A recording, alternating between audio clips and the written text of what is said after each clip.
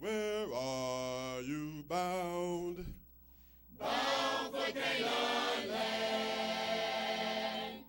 Oh, you must not lie. You must not steal. You must not take Yah's name in vain. I'm bound for Canaan land. Your horse is white, your garment's bright. You look like a man of war. Raise up your head with courage bold, for your race is almost run. Hallelujah. Where are you bound? Bound for Canaan land. Oh, you must not lie. You must not steal. You must not take Yah's name in vain. I'm bound for Canaan land. Although you see me going on, I'm bound for Canaan land. I've had trials on these shores, but I'm bound for Canaan land. Hallelujah. Where are you bound? Bound for Canaan land. You must not lie. You must not steal. You must not take Yah's name in vain. I'm bound for Canaan land. Bound for Canaan land. Bound for Canaan land. Oh, Mary, don't you weep. Oh, Mary, don't you weep, don't you mourn. Oh, Mary, don't you weep, don't you mourn. Pharaoh's army got drowned. Oh, Mary, don't you weep. Oh, Mary, don't you weep. Oh, Mary, don't you weep, don't you mourn. Oh, Mary, don't you weep, don't you mourn. Pharaoh's army got drowned. Oh, Mary, don't you weep. As Israel stood by the waterside, at the command of Yah it did divide. Pharaoh's army got drowned. Oh, Mary, don't you weep. Oh, Mary, don't you weep. Oh, Mary, don't you weep, don't you mourn. Oh, Mary, don't you weep, don't you mourn. Pharaoh's army got drowned. Oh, Mary, don't you weep. As they reached the other shore, they sang the song of triumph of o'er. Pharaoh's army got drowned. Oh, Mary, don't you weep. Oh, Mary, don't you weep. Oh, Mary, don't you weep, don't you mourn. Oh, Mary, don't you weep, don't you mourn. Pharaoh's army got drowned. Oh, Mary, don't you weep. Pharaoh said he would go across, but Pharaoh and his host were lost. Pharaoh's army got drowned. Oh, Mary, don't you weep. Oh, Mary, don't you weep. Oh, Mary, don't you weep, don't you mourn. Oh, Mary, don't you weep, don't you mourn. Pharaoh's army got drowned. Oh, Mary, don't you weep. Oh, Mary, don't you weep. Oh, Mary, don't you weep, don't you mourn. Oh, Mary, don't you weep, don't you mourn. Pharaoh's army got drowned. Oh, Mary, don't you weep. Oh, Mary, don't you weep. Oh, Mary, don't you weep, don't you mourn. Oh, Mary, don't you weep, don't you mourn. Pharaoh's army got drowned. Oh, Mary, oh, Mary, oh, Mary, don't you weep, don't you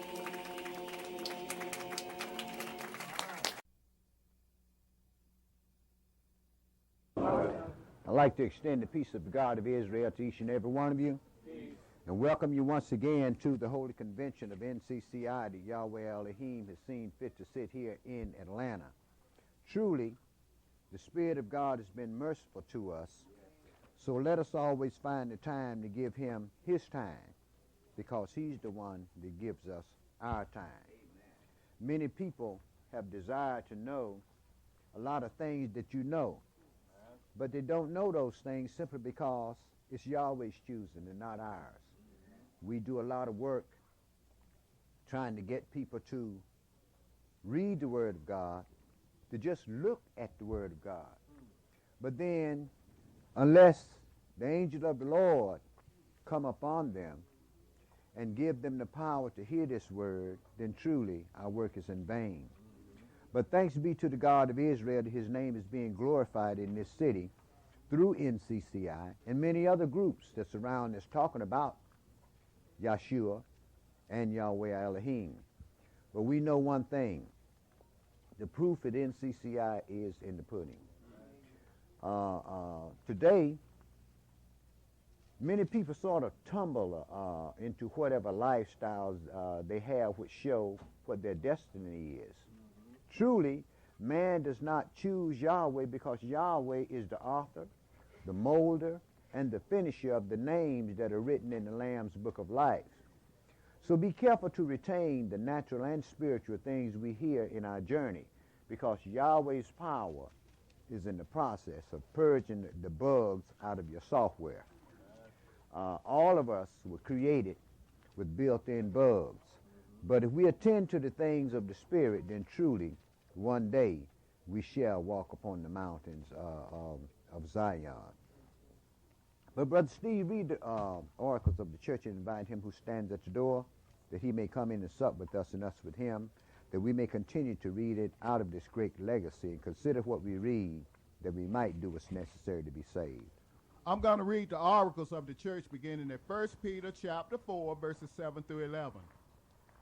But the end of all things is at hand. Be you therefore sober and watch unto prayer. And above all things have fervent love among yourselves, for love shall cover the multitude of sins. Use hospitality one to another without grudging. As every man have received a gift, even so minister the same one to another as good stewards of the manifold grace of Elohim. If any man speak, let him speak as the oracles of Elohim. If any man minister, let him do it as of the ability which Elohim giveth, that Elohim in all things may be glorified through Yahshua HaMashiach, to whom be praise and dominion forever and ever. Amen. Amen. Ephesians chapter 4, verse 29. Let no corrupt communication proceed out of your mouth, but that which is good to the use of edifying, that it may minister grace unto the hearers.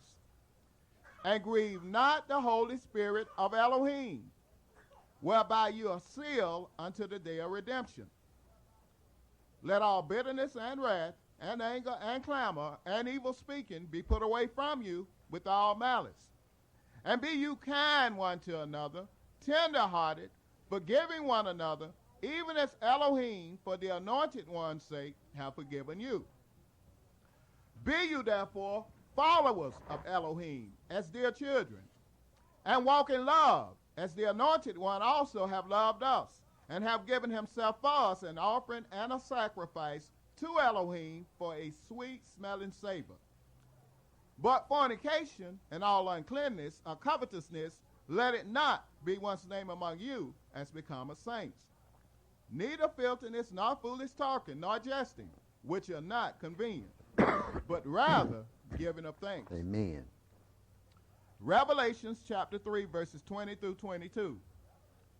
Behold, I stand at the door and knock. If any man hear my voice and open the door, I will come into him and will sup with him, and he with me. To him that overcometh will I grant to sit with me in my throne, even as I also overcame, and am set down with my Father in his throne. He that have an ear, let him hear what the Spirit says unto the church. Amen. He that has an ear, let him hear what the Spirit says to the church in Holy Convention. Now, the last time I did a class, we came up to the end of Deuteronomy at the death of Moses and the charge of Moses upon Yeshua, who was the son of Nun, who was a sort of deliverer that took the people into the land and gave them their inheritance in the land. And what I like to do today, I'd like to start our class in the book of Joshua, Joshua chapter 1, Yeshua chapter 1 and verse 1.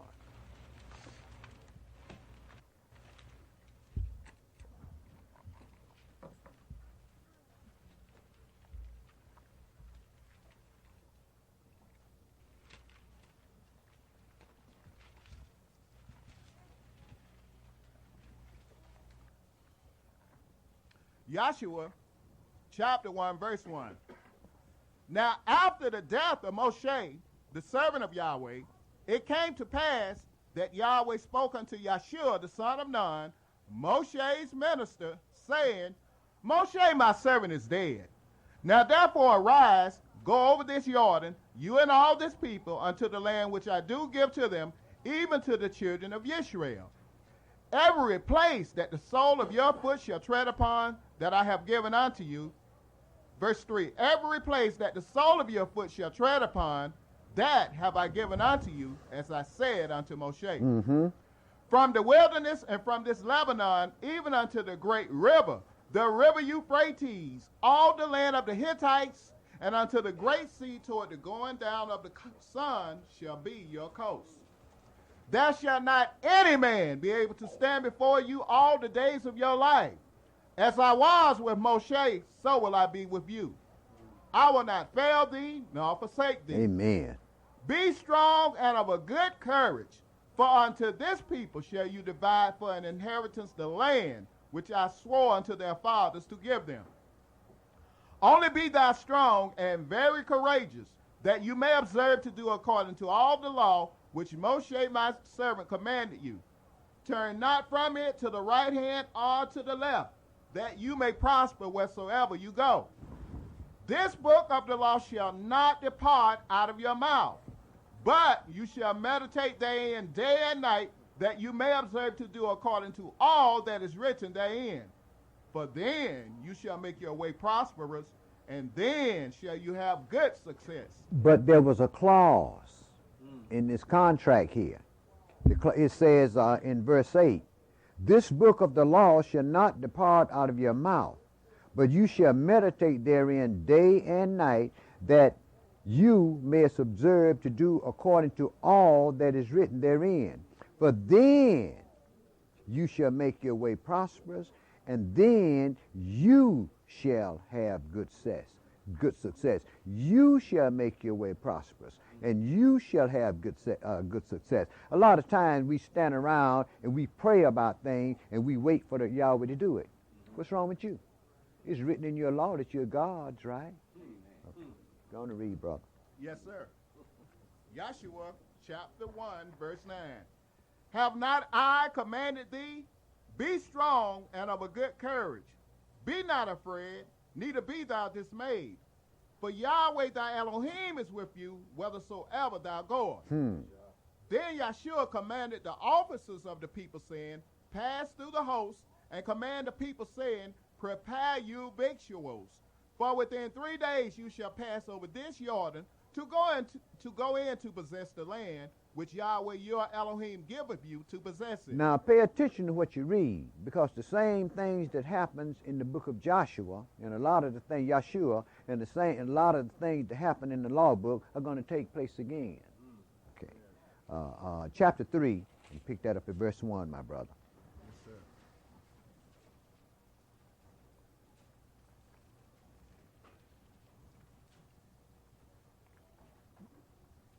And Yeshua rose early in the morning, and they removed from Shittim and came to Jordan, he and all the children of Israel, and lodged there before they pass over. Mm-hmm. And it came to pass after 3 days that the officers went through the host, and they commanded the people, saying, when you see the ark of the covenant of Yahweh your Elohim, and the priests, the Levites, bearing it, then you shall remove from your place and go after it. Yet there shall be a space between you and it, about 2,000 cubits by measure.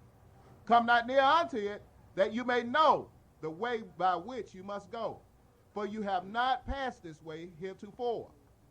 And Yahshua said unto the people, sanctify yourselves, for tomorrow Yahweh will do wonders among you. And Yahshua spoke unto the priests, saying, take up the ark of the covenant, and pass over before the people. And they took up the ark of the covenant, and went before the people. And Yahweh said unto Yahshua, this day will I begin to magnify you in the sight of all Israel, that they may know that, as I was with Moshe, so will I be with you. Amen. And you shall command the priests that bear the ark of the covenant, saying, when you are come to the brink of the water of Jordan, you shall stand still in Jordan. And Yahshua said unto the children of Israel, come hither, and hear the words of Yahweh your Elohim. And Yahshua said, hereby you shall know that the living Elohim is among you, and that he will without fail drive out from before you the Canaanites and the Hittites and the Hivites and the Perizzites and the Girgashites and the Amorites and the Jebusites. Behold, the ark of the covenant of Yahweh of all the earth passes over before you into Jordan. Now therefore take you 12 men, verse 12, therefore take you 12 men out of the tribes of Israel, out of every tribe a man. And it shall come to pass, as soon as the soles of the feet of the priests that bear the ark of Yahweh, the Adonai of all the earth, shall rest in the waters of Jordan, that the waters of Jordan shall be cut off from the waters that come down from above, and they shall stand upon an heap. And it came to pass, when the people removed from their tents to pass over Jordan, and the priests bearing the ark of the covenant before the people, and as they that bear the ark were come unto Jordan, and the feet of the priests that bear the ark were dipped in the brim of the water, for Jordan overfloweth all his banks all the time of harvest, that the waters which came down from above stood and rose up upon an heap very far from the city Adam, that is beside Zaratan, and those that came down from the sea of the plain, even the salt sea, fell and were cut off. And the people passed over right against Jericho. And the priests that bear the ark of the covenant of Yahweh stood firm on dry ground in the midst of Jordan, and all the Israelites passed over on dry ground until all the people were passed clean over Jordan. 5 and 1. And it came to pass, when all the kings of the Amorites, which were on the side of Jordan westward, and all the kings of the Canaanites, which were by the sea, heard that Yahweh had dried up the waters of Jordan from before the children of Israel, until we were passed over, that their heart melted. Neither was their spirit in them any more, because of the children of Israel. At that time Yahweh said unto Yahshua, make you sharp knives, and circumcise again the children of Israel the second time. And Yahshua made him sharp knives, and circumcised the children of Israel at the hill of the foreskins. And this is the cause why Yahshua did circumcise all the people that came out of Egypt, that were males, even all the men of war, died in the wilderness by the way after they came out of Egypt. Now all the people that came out were circumcised, but all the people that were born in the wilderness by the way as they came forth out of Egypt, them they had not circumcised. For the children of Israel walked 40 years in the wilderness, till all the people that were men of war, which came out of Egypt, were consumed, because they obeyed not the voice of Yahweh, unto whom Yahweh swore that he would not show them the land, which Yahweh swore unto their fathers that he would give us, a land that floweth with milk and honey. And their children, whom he raised up in their stead, them Yahshua circumcised. For they were uncircumcised, because they had not circumcised them by the way. And it came to pass, when they had done circumcising all the people, that they abode in their places in the camp, till they were whole. And Yahweh said unto Yahshua, this day have I rolled away the reproach of Egypt from off you. Wherefore the name of the place is called Gilgal unto this day. And the children of Israel encamped in Gilgal, and kept the Passover on the 14th day of the month at even in the plains of Jericho. And they did eat of the old corn of the land on the morrow after the Passover, unleavened cakes and parched corn in the self-same day. And the manna ceased on the morrow, after they had eaten of the old corn of the land, neither had the children of Israel manna any more, but they did eat of the fruit of the land of Canaan that year. And it came to pass, when Yahshua was by Jericho, that he lifted up his eyes and looked, and behold, there stood a man over against him with his sword drawn in his hand. And Yahshua went unto him and said unto him, Are you for us, or for our adversaries? And he said, No, but as a captain of the host of Yahweh am I now come. And Yahshua fell on his face to the earth and did worship, and said unto him, What says my Adonai unto his So we servant? know that this was Michael as captain of the Lord's host. We knew that this is Michael that commanded 10,000 of Yahweh's saints that was there with Yahshua, don't we? Go ahead, brother. Yahshua chapter 5, verse 15. And the captain of Yahweh's host said unto Yahshua, Loose your shoe from off your foot, for the place whereon you stand is holy. And Yahshua did so. The same thing he told Moses, wasn't it? Loose your shoes off your foot, so we know who this is. Who this is. This is the chief prince that stands up for the children of Israel. This is the angel that governs the whole earth. Go ahead, brother. Yahshua chapter 6, verse 1. See, it's easy to understand why brothers from other camps think that this is the Holy Ghost, not understanding that all of the angels of God are Holy Ghost. See, go ahead and read, brother. Verse 1. Now Jericho was straightly shut up because of the children of Israel. None went out, and none came in. And Yahweh said unto Yahshua, See, I have given into your hand Jericho and the king thereof, and the mighty men of valor. And you shall compass the city, all you men of war, and go round about the city once. Thus shall you do 6 days. The 7 priests shall bear before the ark 7 trumpets of ram's horns, and the 7th day you shall compass the city 7 times, and the priest shall blow with the trumpets. Now, isn't it strange that we also have 7 trumpets in the book of Revelation that's going to be blown, that's going to pour the wrath of God upon this earth? Go ahead, brother. Verse 5.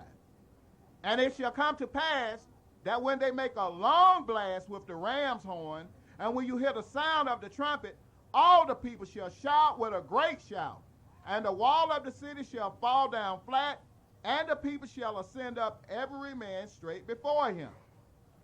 And Yahshua the son of Nun called the priests and said unto them, Take up the ark of the covenant, and let 7 priests bear 7 trumpets of ram's horns before the ark of Yahweh. Verse 15. And it came to pass on the 7th day that they rose early about the dawning of the day, and compassed the city after the same manner 7 times. Only on that day they compassed the city 7 times. And it came to pass at the 7th time, when the priest blew with the trumpets, Yahshua said unto the people, Shout, for Yahweh hath given you the city. And the city shall be accursed, even it, and all that are therein, to Yahweh. Only Rahab the harlot shall live, she and all that are with her in the house, because she hid the messengers that we sent. And you, in any wise, keep yourselves from the accursed thing, lest you make yourselves accursed. When you take up the accursed thing, and make the camp of Israel a curse, and trouble it. But all the silver and gold and vessels of brass and iron are consecrated unto Yahweh. They shall come into the treasury of Yahweh. So the people shouted when the priest blew with the trumpets, and it came to pass, when the people heard the sound of the trumpet, and the people shouted with a great shout, that the wall fell down flat, so that the people went up into the city, every man straight before him, and they took the city.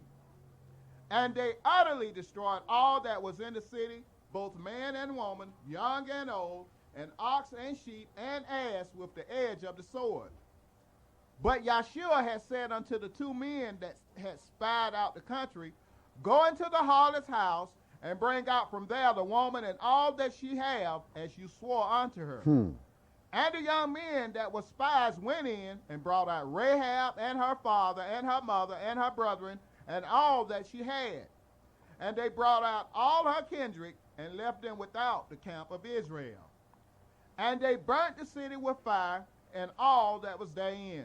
Only the silver and the gold and the vessels of brass and of iron they put into the treasury of the house of Yahweh. Chapter 7 and verse 1. But the children of Israel committed a trespass in the accursed thing.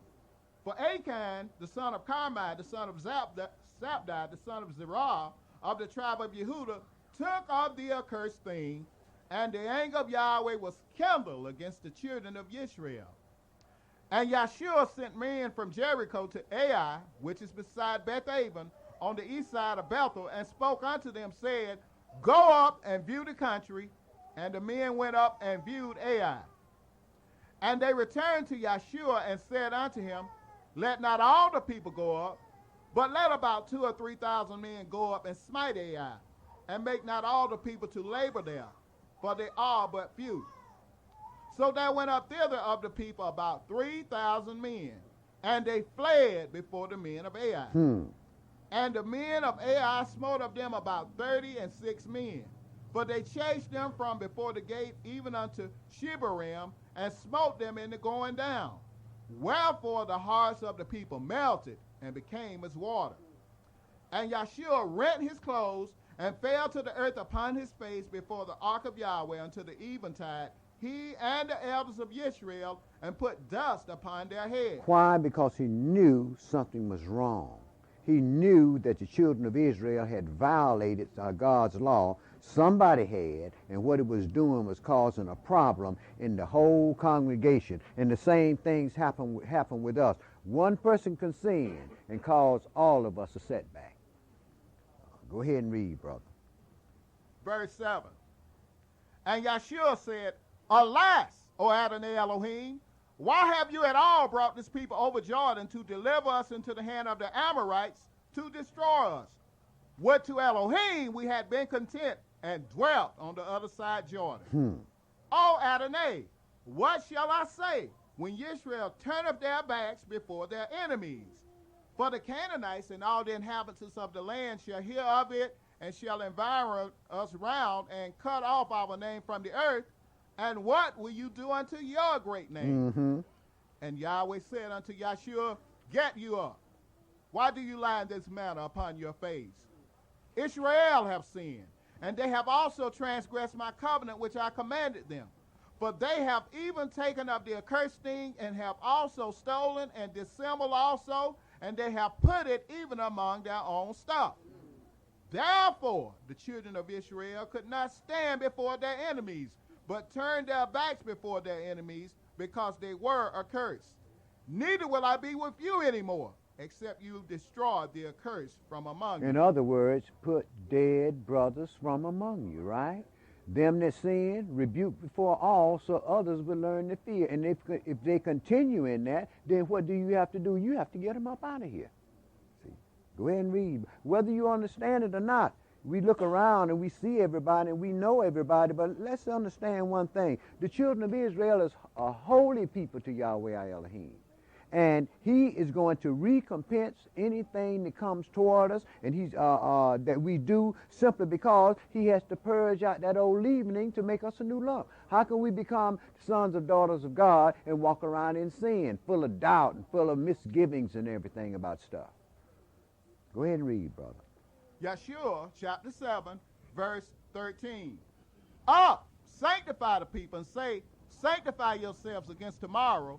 But thus says Yahweh Elohim of Israel, there is an accursed thing in the midst of thee, O Israel. You cannot stand before your enemies until you take away the accursed thing from among you.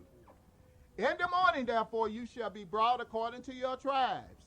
And it shall be that the tribe which Yahweh taketh shall come according to the families thereof, And the family which Yahweh shall take shall come by households, and the household which Yahweh shall take shall come man by man.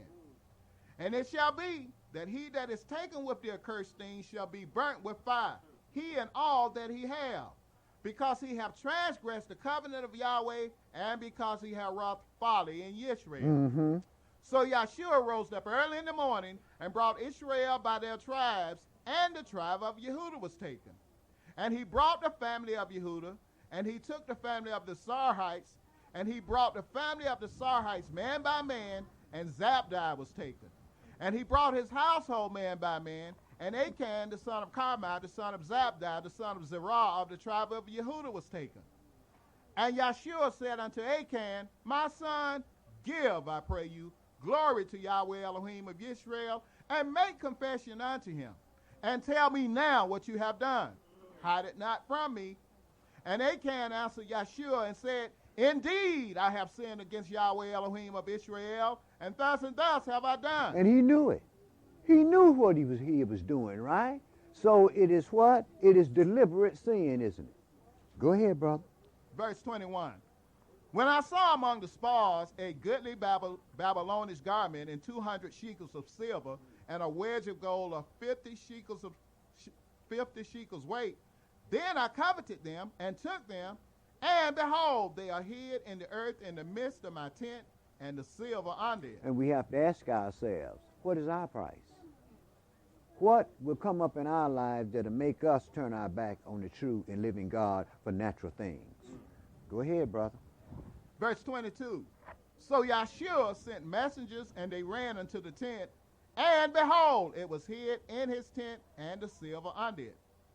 And they took them out of the midst of the tent, and brought them unto Yahshua and unto all the children of Israel, and laid them out before Yahweh.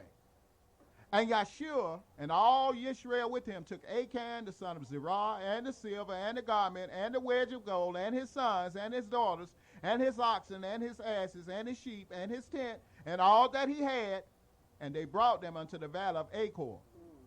And Yahshua said, why have you troubled us? Yahweh shall trouble you this day. And all Israel stoned him with stones, and burned him with fire, after they had stoned him with stones. And they raised over him a great heap of stones unto this day.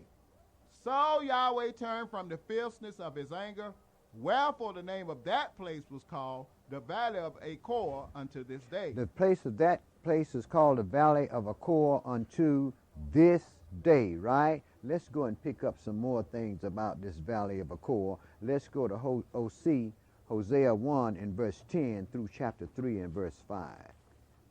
OC 1 and verse 10 through chapter 3 and verse 5.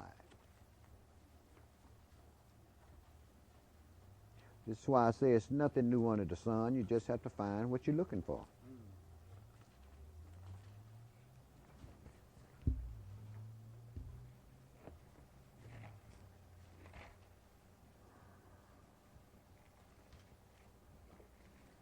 OC chapter 1 and verse 10 through chapter 3 and verse 5.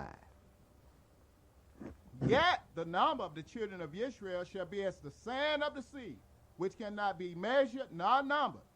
And it shall come to pass that in the place where it was said unto them, you are not my people, there it shall be said unto them, you are the sons of the living Elohim.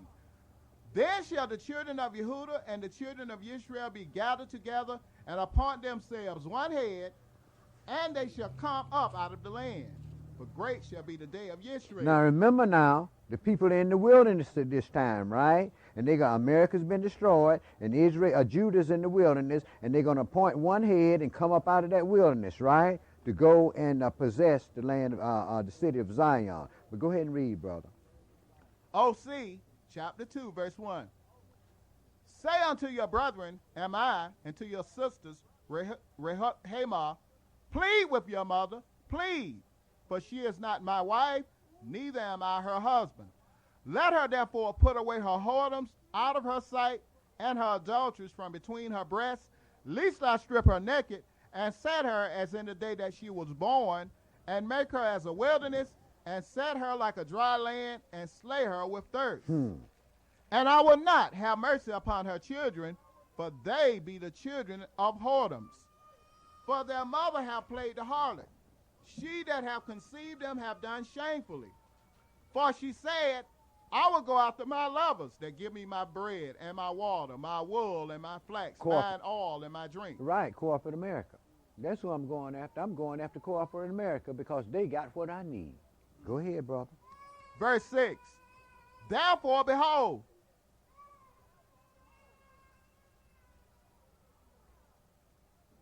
Verse 6.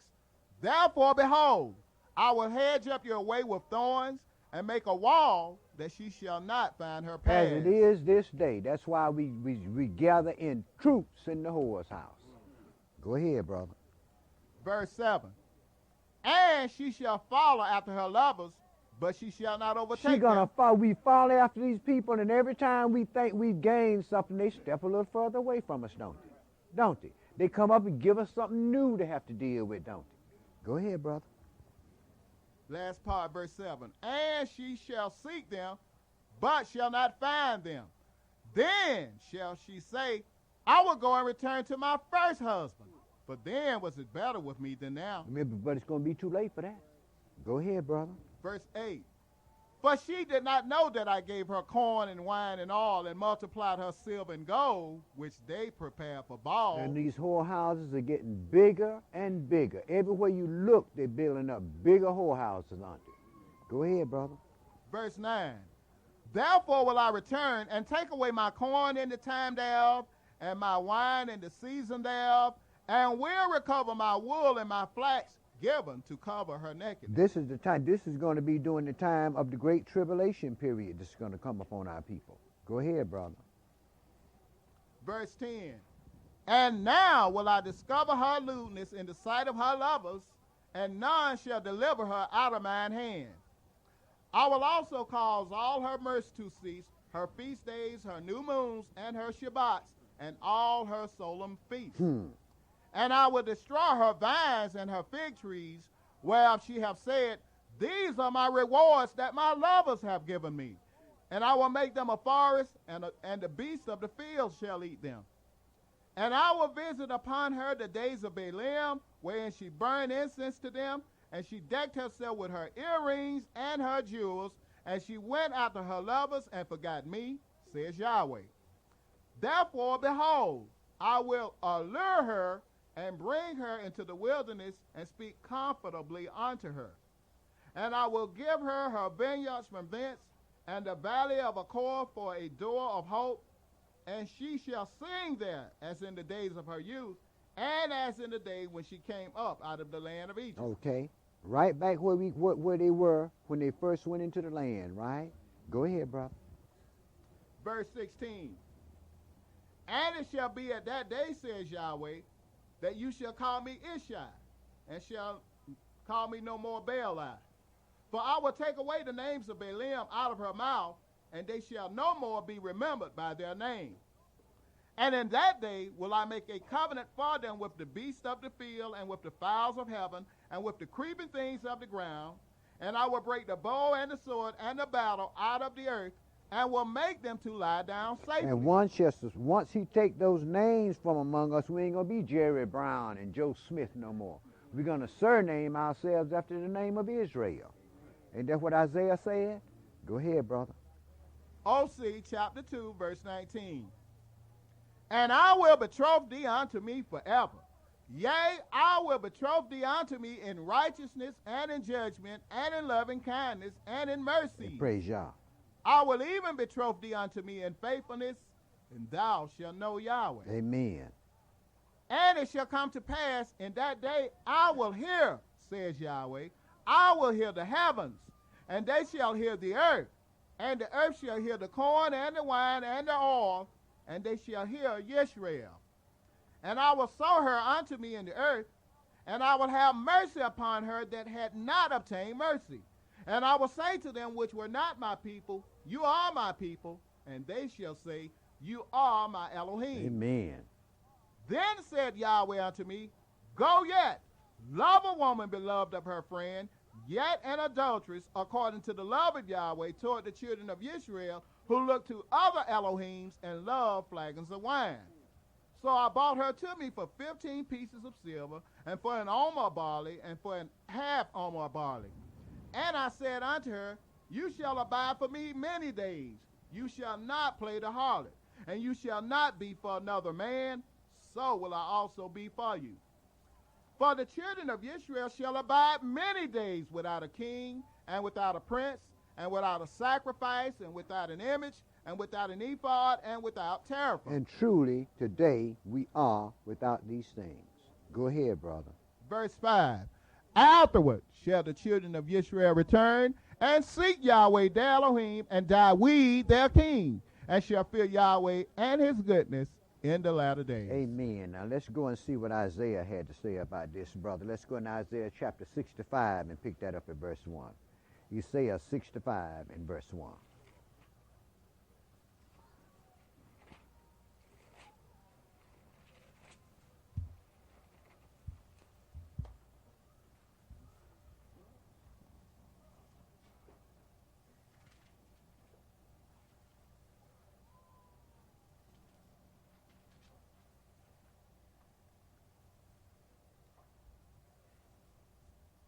Verse 1.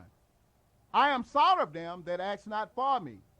I am found of them that sought me not. I am sought of them that wasn't even asking for me. See? Because you didn't know him. How can you ask for who you don't know? I am sought of them that ask not for me. I am found of them. I am found of them that sought, that wasn't even seeking me. All of us know what our game plan was before we came to NCCI, don't we? Go ahead, brother. I said, look at me. Look at me. Behold my works. See what I'm doing in the earth. I created all this stuff. It's me. Behold me, right? Behold my glory and my righteousness, which I'm going to give unto you. Go ahead, brother. Unto a nation that was not called by my name. Right. We were called what? Smiths, Johns, Americans, African Americans, everything, right? Niggers, possums, coons, alligators, everything, but Yahweh's holding with Hebrew Israelites, weren't we? Go ahead, brother. Isaiah chapter 65, verse 2. I have spread out my hands all the day unto a rebellious people, which walketh in a way that was not good after their own thoughts. A people that provoke me to anger continually to my face, that sacrifices in gardens and burneth incense upon altars of bricks, which remain among the graves, and lodge in the monuments, which eat swine's flesh, and broth of abominable things is in their vessels, which say, stand by yourself, come not near to me, for I am holier than you. Right, you can't talk to our minister. He has his anointing on him. Go ahead, brother. These are smoke in my nose, a fire that burneth all the day. Behold, it is written before me, I will not keep silence, but will recompense, even recompense into their bosoms your iniquities and the iniquities of your fathers together, says Yahweh, which have burned incense upon the mountains and blasphemed me upon the hills. Therefore will I measure their former work into their bosom. Thus says Yahweh, as the new wine is found in the cluster, and one says, destroy it not, for a blessing is in it, so will I do for my servant's sake, that I may not destroy them all. Amen. And I will bring forth a seed out of Jacob, and out of Yehuda an inheritor of my mountains, and mine elect shall inherit it, and my servant shall dwell there. Praise Yah. And Sharon shall be a fold of flocks, and the valley of Achor a place for the herds to lie down in, for my people that have sought me. But you are they that forsake Yahweh, that forget my holy mountain, that prepare a table for their troop, and that furnish the drink offering unto that number. Therefore will I number you to the sword, and you shall all bow down to the slaughter. Because when I called, you did not answer. When I spoke, you did not hear, but did evil before mine eyes, and did choose that way, and I delighted not. Right. This is the purging out of the wilderness, the purging of that 2/3 that he's going to purge out from among us, right? Go ahead, brother. Verse 13. Therefore thus says Adonai Elohim, behold, my servant shall eat, but you shall be hungry. Behold, my servant shall drink, but you shall be thirsty. Behold, my servant shall rejoice, but you shall be ashamed. Behold, my servant shall sing for joy of heart, but you shall cry for sorrow of heart, and shall howl for vexation of spirit. And you shall leave your name for a curse unto my chosen, for Adonai Elohim shall slay you, and call his servants by another name, that he who blesses himself in the earth shall bless himself in the Elohim of truth, and he that sweareth in the earth shall swear by the Elohim of truth, because the former troubles are forgotten, and because they are hid from mine eyes. Praise Yah. For behold, I create new heavens and a new earth, and the former shall not be remembered, nor come into mind. But be you glad and rejoice forever in that which I create. For behold, I create Jerusalem a rejoicing, and her people a joy. And I will rejoice in Jerusalem and joy in my people. And the voice of weeping shall be no more heard in her, nor the voice of crying. There shall be no more thence an infant of days, nor an old man that have not filled his days. For the child shall die 100 years old, but the sinner being 100 years old shall be accursed. And they shall build houses and inhabit them, and they shall plant vineyards and eat the fruit of them. They shall not build and another inhabit, they shall not plant and another eat. For as the days of a tree are the days of my people, and mine elect shall long enjoy the works of their hands. They shall not labor in vain, nor bring forth for trouble, for they are the seed of the blessed of Yahweh, and their offspring with them. And it shall come to pass that before they call, I will answer, and while they are yet speaking, I will hear. The wolf and the lamb shall feed together, and the lion shall eat straw like the bullock, and dust shall be the serpent's meat. They shall not hurt nor destroy in all my holy mountain, says Yahweh. 66 and 15, brother. For behold, Yahweh will come with fire, and with his chariots like a whirlwind, to render his anger with fury, and his rebuke with flames of fire. For by fire and by his sword will Yahweh plead with all flesh, and the slain of Yahweh shall be many. They that sanctify themselves and purify themselves in the gardens behind one tree in the midst, eating swine's flesh and the abomination and the mouse, shall be consumed together, says Yahweh. For I know their works and their thoughts. It shall come to pass that I will gather all nations and tongues, and they shall come and see my glory. And I will set a sign among them, and I will send those that escape of them unto the nations, to Spain, Paul, and Lud, that draw the boat to Tubal and Javan, to the isles afar off, that have not heard my fame, neither have seen my glory, and they shall declare my glory among the Europeans. And they shall bring all your brethren for an offering unto Yahweh out of all nations, upon horses and in chariots and in leaders and upon mules and upon swift beasts, to my holy mountain Jerusalem, says Yahweh, as the children of Israel bring an offering in a clean vessel into the house of Yahweh. And I will also take of them for priests and for Levites, says Yahweh. Okay, my brother, I don't want to go no further than that. Now, let's go back, and the only thing I wanted to bring out of that really was the fact that the thing that's going to take place begin to take place at the Valley of Achor. Let's go back to Joshua chapter 10. Joshua chapter 10, brother. Joshua chapter 10, and pick that up at verse 1.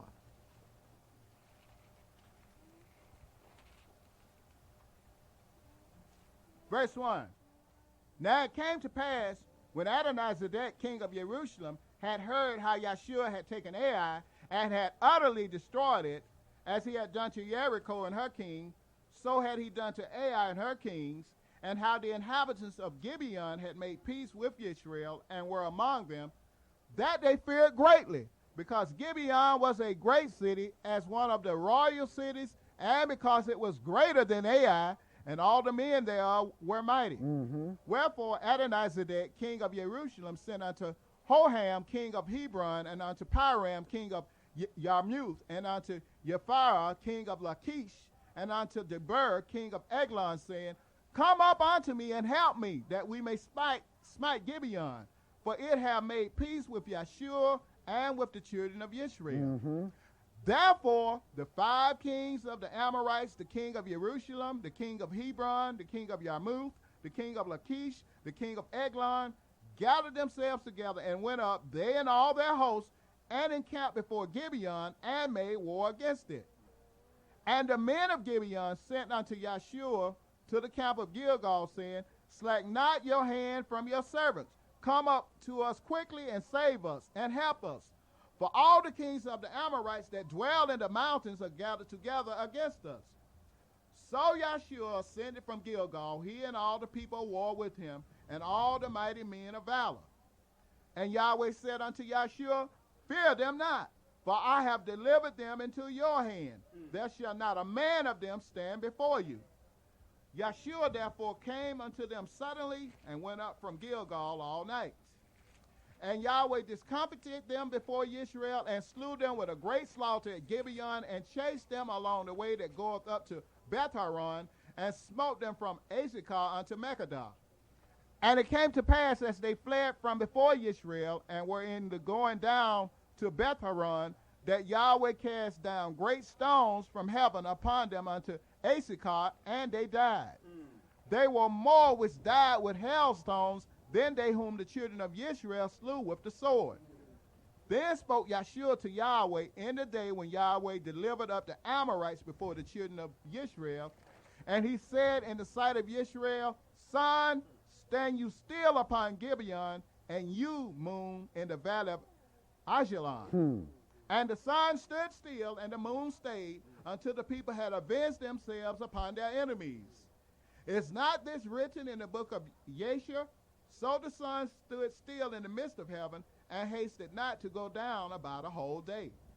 And there was no day like that before it or after it, that Yahweh hearkened unto the voice of a man, for Yahweh fought for Israel.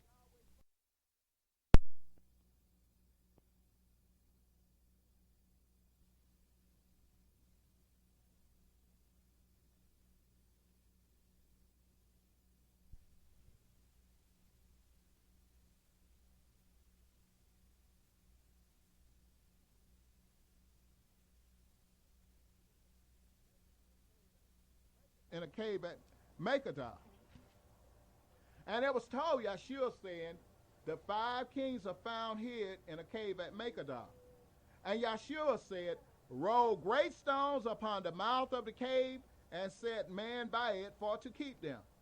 And stay you not, but pursue after your enemies, and smite the hindmost of them. Suffer them not to enter into their cities, for Yahweh your Elohim have delivered them into your hand.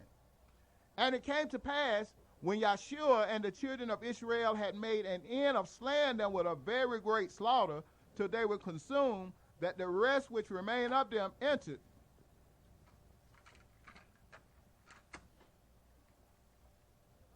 Okay, brother. Verse 20. And it came to pass, when Yahshua and the children of Israel had made an end of slaying them with a very great slaughter, till they were consumed, that the rest which remained of them entered into fenced cities. And all the people returned to the camp to Yahshua at Mekkedah in peace. None moved his tongue against any of the children of Israel. None moved his tongue against any of the children of Israel. Now remember when we was back up in the Genesis, Genesis 9, right after the flood. Genesis 9, I think it's about verse 25, when Noah said, Cursed be Canaan, a servant of servants shall he be, right? Black folks say, well, he cursed. That's when y'all was cursed black. No, it's not. That Israel had been servants in Egypt. And when they came out, after this battle here at Ai, all of the sons of, all of the kings, rather, the sons of Cush were coming what? Under the hammer of the children of Israel. They were becoming servants of servants. Yeah. Was it all right for us to make a league with Gibeon, or were we supposed to slay them also? They made a covenant with him, brother. They had to keep the covenant. Just like he told them not to make any covenants with the inhabitants of the land, right? Didn't they make a covenant with Rahab? Huh? When the man came up to Joshua and told him, Yahshua and told him what he had to say, didn't Yahshua make a covenant with him? Okay. Jake always been hard-headed, brother. Yeah. Go on and read from the top to the bottom. Yeah. That myth right there, everybody thought that was what they would call God. Mm-hmm. They cursed you to be black, but that was Noah that was cursing his son for looking at his neck. That's right. That was the big milk that made him, I think, you cursed to be black. Right. That was the whole thing, brother. We was already black. Right. The Africans was already black. You see, that's why he said, "Cursed be Canaan." He didn't say he's going to be black. Right. He didn't say he was going to be black. He said, "Cursed be Canaan, a servant of servants shall he be." And he became a servant to the children of Israel at and when Joshua smote Jericho and when he smote Ai. And when we get through with this, you're going to find out all 31 of the kings of Ham came kings of Canaan came under the auspice, the rulership of the children of Israel. All of them did. Yeah. Go ahead and read, brother. Yes, sir. Yeshua chapter 10, verse 22. Then said Yeshua, "Open the mouth of the cave and bring out those 5 kings unto me out of the cave." And they did so, and brought forth those 5 kings unto him out of the cave, the king of Jerusalem, the king of Hebron, the king of Yarmuth, the king of Lachish, and the king of Eglon. And it came to pass, when they brought out those kings unto Yeshua, that Yeshua called for all the men of Israel, and said unto the captains of the men of war which went with him, "Come near, and put your feet upon the necks of these kings." And they came near, and put their feet upon the necks of them. And Yeshua said unto them, "Fear not, nor be dismayed, be strong and of good courage. For thus shall Yahweh do to all your enemies against whom you fight." They don't have no power against us. The only way our enemy have power against us is that we give our enemies that power. The enemy, let's understand who the enemy is. The enemy is sin. And sin shall not have dominion over us unless we succumb to it through our own natural vanities.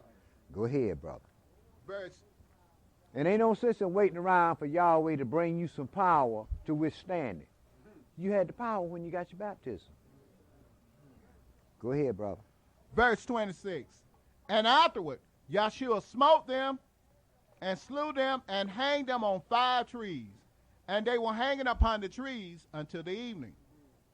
And it came to pass at the time of the going down of the sun that Yeshua commanded, and they took them down off the trees and cast them into the cave wherein they had been hid, and laid great stones in the cave's mouth, which remain unto this very Right. day. And the reason why he took them down, because the law says you shall not leave the body of a man upon a tree until the evening.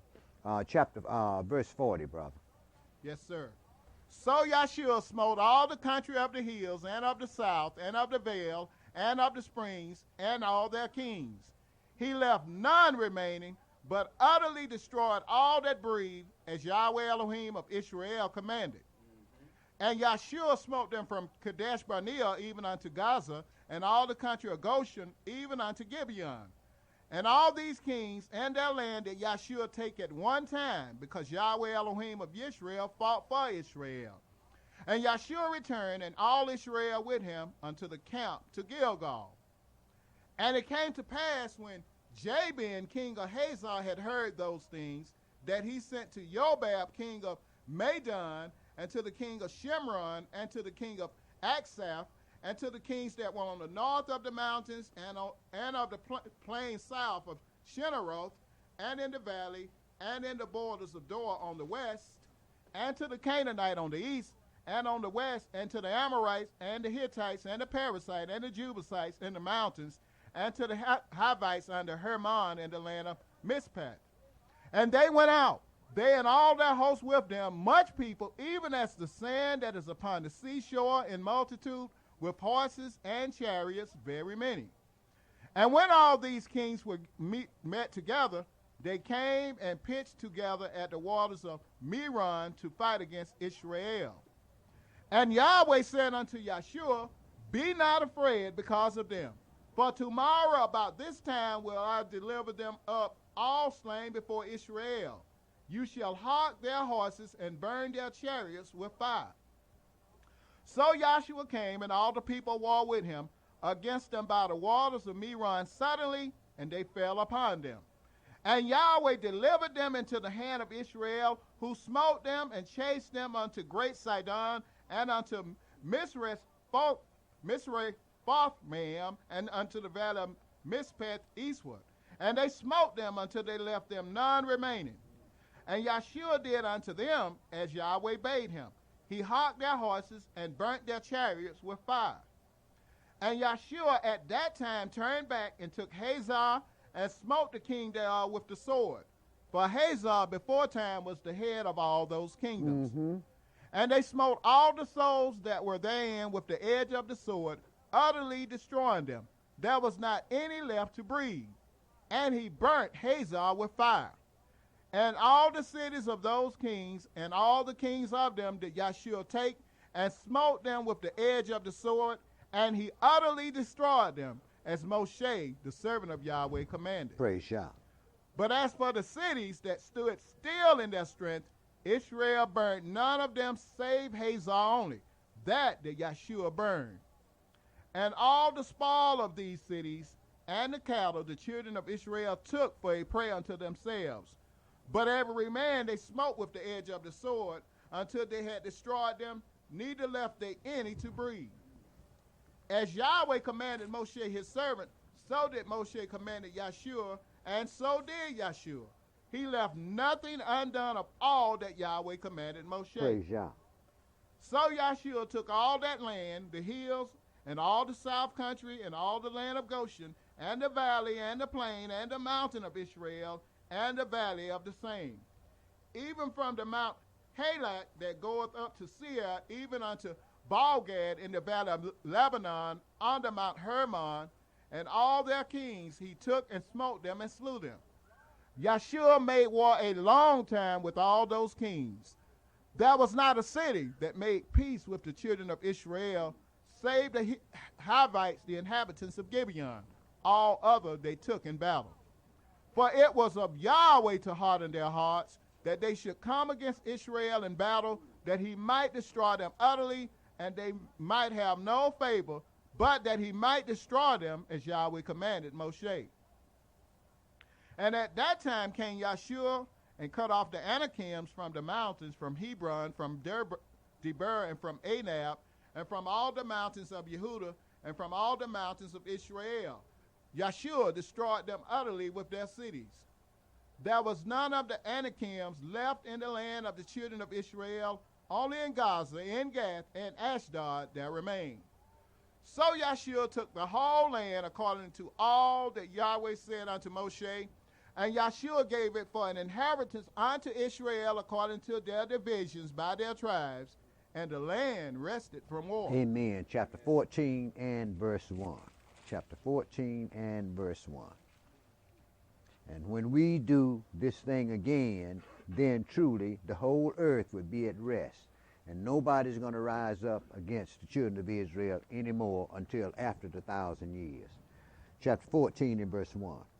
And these are the countries which the children of Israel inherited in the land of Canaan, which Eleazar the priest and Yahshua the son of Nun, and the heads of the fathers of the tribes of the children of Israel distributed for inheritance to them.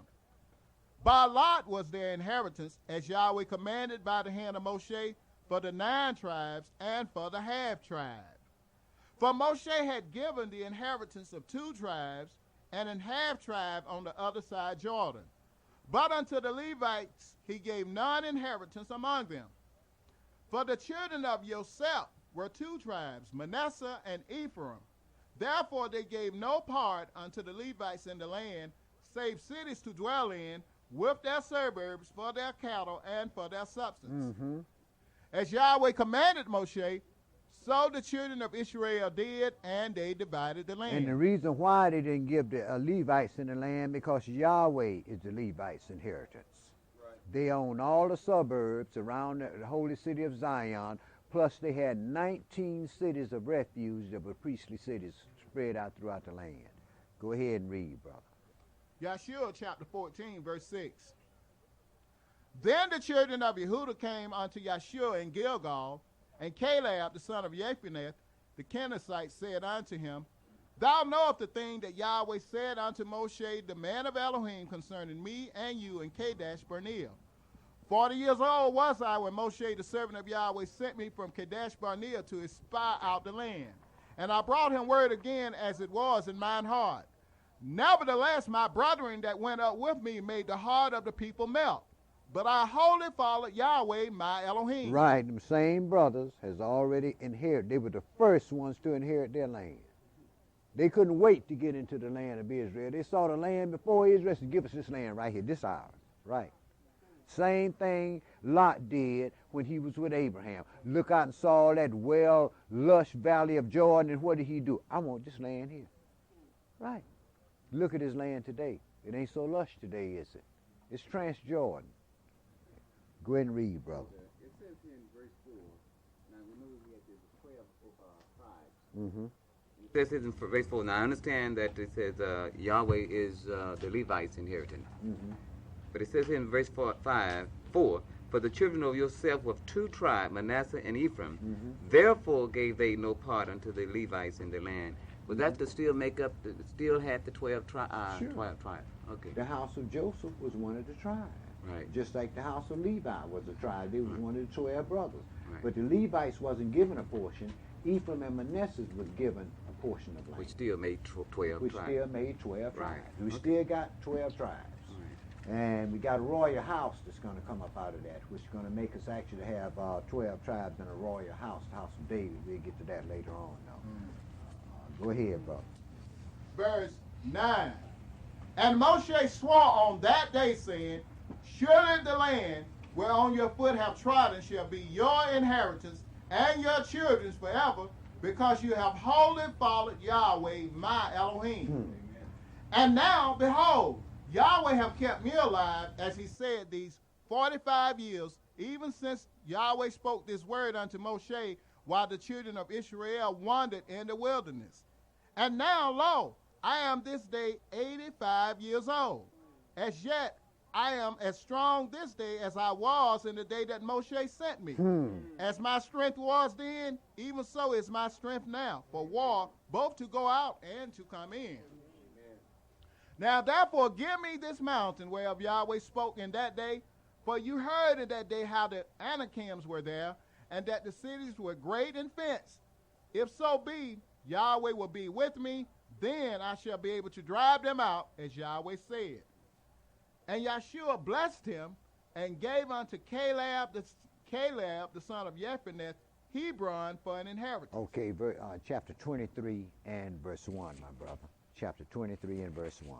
You know, Elder, as we read this great legacy, for those individuals who may be here don't have the rudiments of the doctrine to where it motivates them to be excited and interested when we hear these stories, it may be a point to try to relate different characters that we read about to your own personal lives, to be able to draw some type of parallel and make this story interesting to you, because it's important to use the examples written aforetime to help to encourage us and to show us how we should do things today. Correct, brother. If you don't try to pattern yourself after some of these holy folks in here, you're going to be in big trouble. Right. All of this is written for an example that we should follow. So I think quite a few of the people that has any knowledge of God and trying to attain their salvation, they found a character in here that they tried to follow. A lot of us say, well, I tried to follow the Messiah. You know you don't. No, you don't. You can back up off that lie. Joshua and Moses told you about that. Right, you can back up off that lie. You can't serve God. He's holy God, you know. Go ahead, read, brother. Yahshua, chapter 23, verse 1. And it came to pass a long time after that Yahweh had given rest unto Israel from all their enemies round about, that Yahshua waxed old and stricken in age. And Yahshua called for all Israel, and for their elders, and for their heads, and for their judges, and for their officers, and said unto them, I am old and stricken in age, and you have seen all that Yahweh your Elohim have done unto all these nations because of you. For Yahweh your Elohim is he that have fought for you. Praise Yah. Behold, I have divided unto you by lot these nations that remain, to be an inheritance for your tribes, from Jordan with all the nations that I have cut off, even unto the great sea westward. And Yahweh your Elohim, he shall expel them from before you, and drive them from out of your sight. and you shall possess their land as Yahweh your Elohim hath promised unto you. 14. And behold, this day I am going the way of all the earth, and you know in all your hearts and in all your souls that not one thing have failed of all the good things which Yahweh your Elohim spoke concerning you. Amen. All are come to pass unto you, and not one thing have failed thereof. Therefore it shall come to pass that as all good things are come upon you, which Yahweh your Elohim promised you, so shall Yahweh bring upon you all evil things, until he have destroyed you from off this good land which Yahweh your Elohim have given you. When you have transgressed the covenant of Yahweh your Elohim, which he commanded you, and have gone and served other Elohims, and bowed yourselves to them, then shall the anger of Yahweh be kindled against you, and you shall perish quickly from off the good land which he have given unto you. And Yahshua gathered all the tribes of Israel to Shechem, and called for the elders of Israel, and for their heads, and for their judges, and for their officers, and they presented themselves before Elohim. And Yahshua said unto all the people, Thus says Yahweh Elohim of Israel, your fathers dwelt on the other side of the flood in old time, even Terah, the father of Abraham, and the father of Nahor, and they served other Elohims. And I took your father Abraham from the other side of the flood, and led him throughout all the land of Canaan, and multiplied his seed, and gave him Esau. And I gave unto Esau Jacob and Esau, and I gave unto Esau Mount Seir to possess it, but Jacob and his children went down into Egypt. I sent Moshe also and Aaron, and I plagued Egypt according to that which I did among them, and afterward I brought you out. Verse 14. 24 and 14. Now therefore fear Yahweh, and serve him in sincerity and in truth, and put away the Elohims which your fathers served on the other side of the flood and in Egypt, and serve you Yahweh.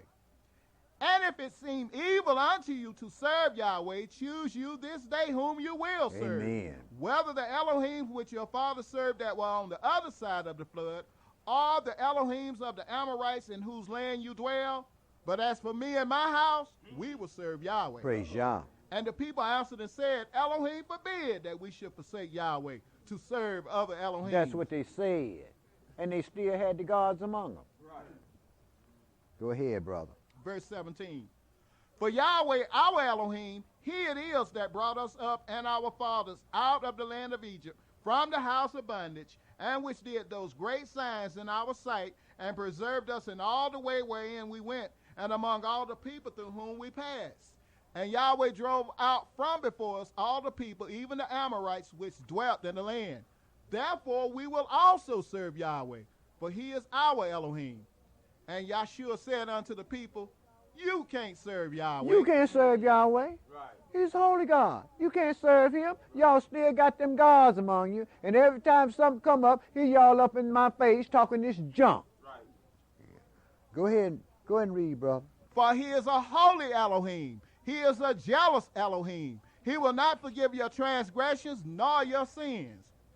If you forsake Yahweh and serve strange Elohims, then will he turn and do you hurt and consume you after that he had done you good. And the people said unto Yahshua, no, but we will serve Yahweh. We don't care what you say, Yahshua. We know you the holy man, but we don't care what you say. We going to serve Yahweh and Baal and everybody else around here. We going to do like the Indians. We going to have us a whole totem pole of gods. We read, I forget one of those books we read where one of the nations, they served They served their God and Yahweh too. Gave tribute to Yahweh. Sure, of course they did. We do the same thing. Right. Well, brother, you know, it was a funny thing in a sense, because when we read about Moshe, it said that he didn't lose any of his force before he died. And then here Yahshua is saying, verse 11, yet I am as strong this day as I was in the day that Moshe came unto me, as my strength was then. And even now, even myself, I remember when I first met the elder, just seeing his strength, being a mechanic, you know, that, because you normally see those preachers, they soft and manly, camdy, And when I saw this brother, he was hard, cold, you know, almost gangster-like. And to see his physical strength and then his scriptural strength of full. Not only on the spiritual level, but a natural level. That seems to be consistent with the pattern of leaders that Yahweh has chosen to guide. Be like that sometime, bro. Your strength, a man go out and lift weights every day. Tell my man, I'm making myself strong. I will look unto the hills from whence cometh my help. My help coming from Yahweh who made heaven and earth. Anytime you need strength for something, regards to what endeavor it is, he's going to give you that strength. All you got to do is follow the guidance of the Spirit. Now, if the Spirit ain't never said nothing to you, you need to follow somebody else to follow. You need to find somebody else to follow. And a lot of us, the Spirit has never said one word to you, but yet and still know what we say. I deal with the Spirit. Right, you do. Go on and read, brother. Yes, sir. Yeshua chapter 24, verse 22. And Yeshua said unto the people, you are witnesses against yourselves that you have chosen you, Yahweh, to serve him. And they said, we are witnesses. We witnesses against ourselves. Right. We're going to serve him and everything else we want. We're going to serve him and then serve ourselves of him. We're going to lie to you and Elohim. Right. Go ahead, brother. Verse 23. Now therefore put away, said Yeshua, the strange Elohims which are among you, and incline your heart unto Yahweh Elohim of Israel. And the people said unto Yeshua, Yahweh our Elohim will we serve, and his voice will we obey. So Yeshua made a covenant with the people that day, and set them a statute and an ordinance in Shechem. And Yeshua wrote these words in the book of the law of Elohim, and took up a great stone and set it up there under an oak that was by the sanctuary of Yahweh. And Yeshua said unto all the people, behold, this stone shall be a witness unto us, for it have heard all the words of Yahweh which he spoke unto us. It shall be therefore a witness unto you, lest you deny your God. So Yeshua let the people depart, every man unto his inheritance. And it came to pass after these things that Yeshua the son of Nun, the servant of Yahweh, died, being 110 years old. And they buried him in the border of his inheritance in Timnath Serah, which is in Mount Ephraim, on the north side of the hill of Gaash. And Israel served Yahweh all the days of Yeshua, and all the days of the elders that outlived Yeshua, and which had known all the works of Yahweh that he had done for Israel. Hallelujah. And the bones of Yosef, which the children of Israel brought up out of Egypt, buried they in Shechem in a parcel of ground, which Yaakov bought of the sons of Hamor, the father of Shechem, for 100 pieces of silver. And it became the inheritance of the children of Yosef. And Eleazar, the son of Aaron, died, and they buried him in an hill that pertained to Phinehas his son, which was given him in Mount Ephraim. Going to Judges? Yeah. Now after the death of Yeshua, it came to pass that the children of Israel asked Yahweh, saying, who shall go up for us against the Canaanites first to fight against them? And Yahweh said, Yehudah shall go up. Behold, I have delivered the land into his hand.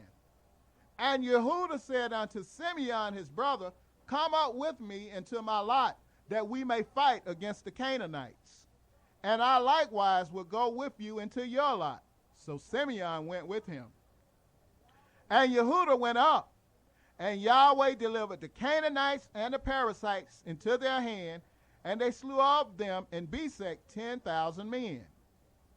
And they found Adonai-Besek in Besek, and they fought against him, and they slew the Canaanites and the Perizzites.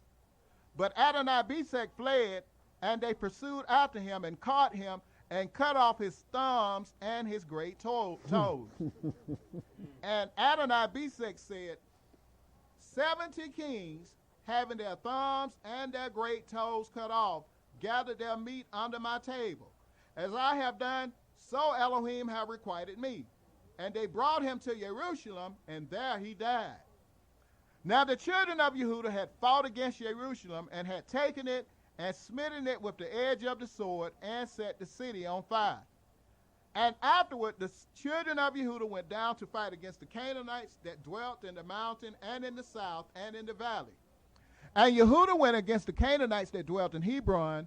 Now the name of Hebron before was Kiriath Arba, and they slew Shishak and Ahiman and Talmai. 2 and 1.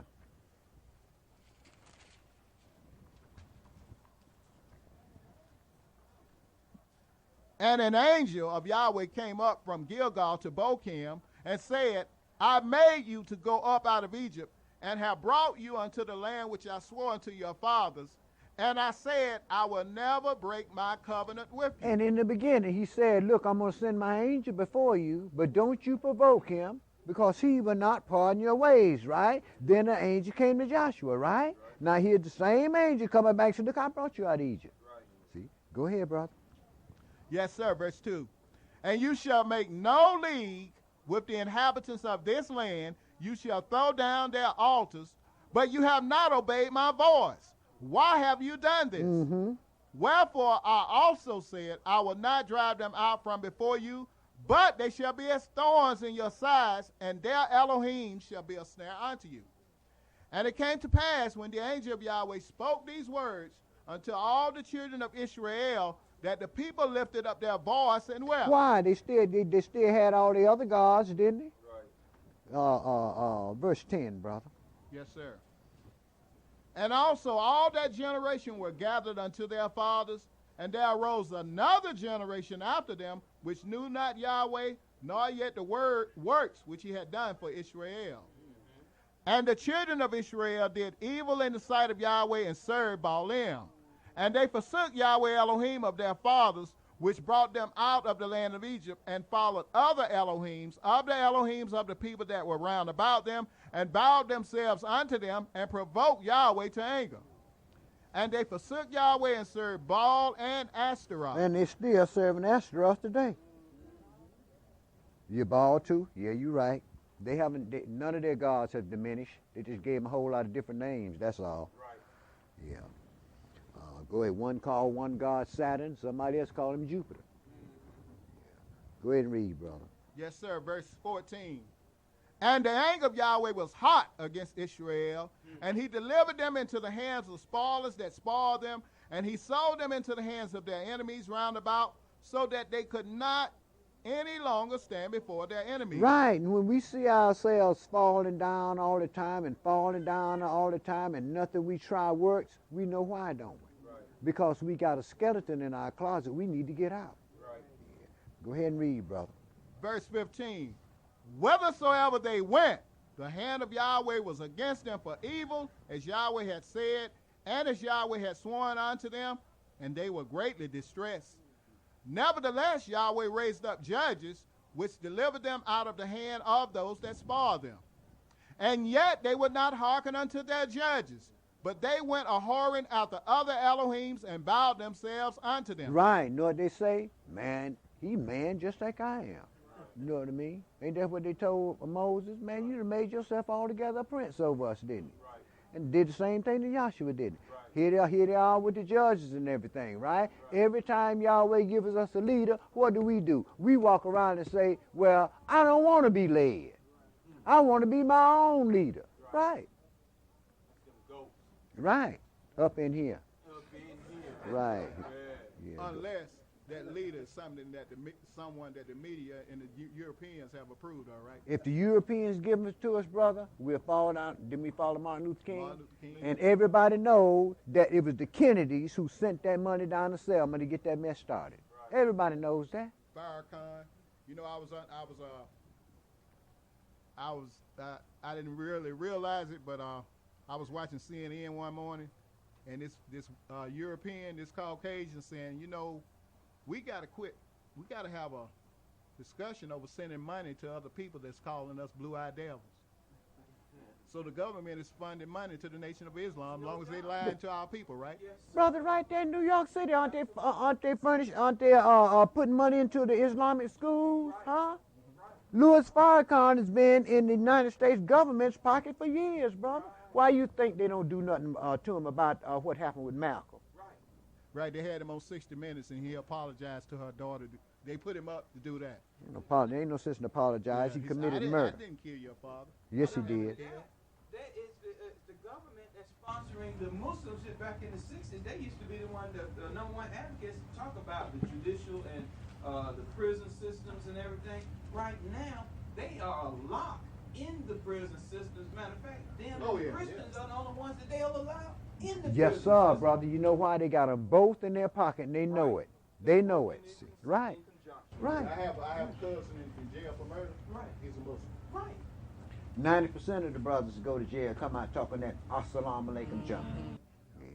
Go on and read, man. Yes, sir. Verse 17. Judges chapter 2, verse 17. And yet they would not hearken unto their judges, but they went a-whoring after other Elohims and bowed themselves unto them. They turned quickly out of the way which their fathers walked in, obeying the commandments of Yahweh, but they did not so. And when Yahweh raised them up judges, then Yahweh was with the judge and delivered them out of the hand of their enemies all the days of the judge. For it repented Yahweh because of their groanings by reasons of them that oppressed them and vexed them. And it came to pass when the judge was dead, that they returned and corrupted themselves more than their fathers in following other Elohims to serve them and to bow down unto them. They ceased not from their own doings, nor from their stubborn way. And the anger of Yahweh was hot against Israel, and he said, because that this people have transgressed my covenant, which I commanded their fathers, and have not hearkened unto my voice, I also will not henceforth drive out any from before them of the nations which Yahshua left when he died, that through them I may prove Israel whether they will keep the way of Yahweh to walk therein as their fathers did keep it or not. Therefore Yahweh left those nations without driving them out hastily, neither delivered he them into the hand of Yahshua. Now these are the nations which Yahweh left to prove Israel by them, even as many of Israel as had not known all the wars of Canaan.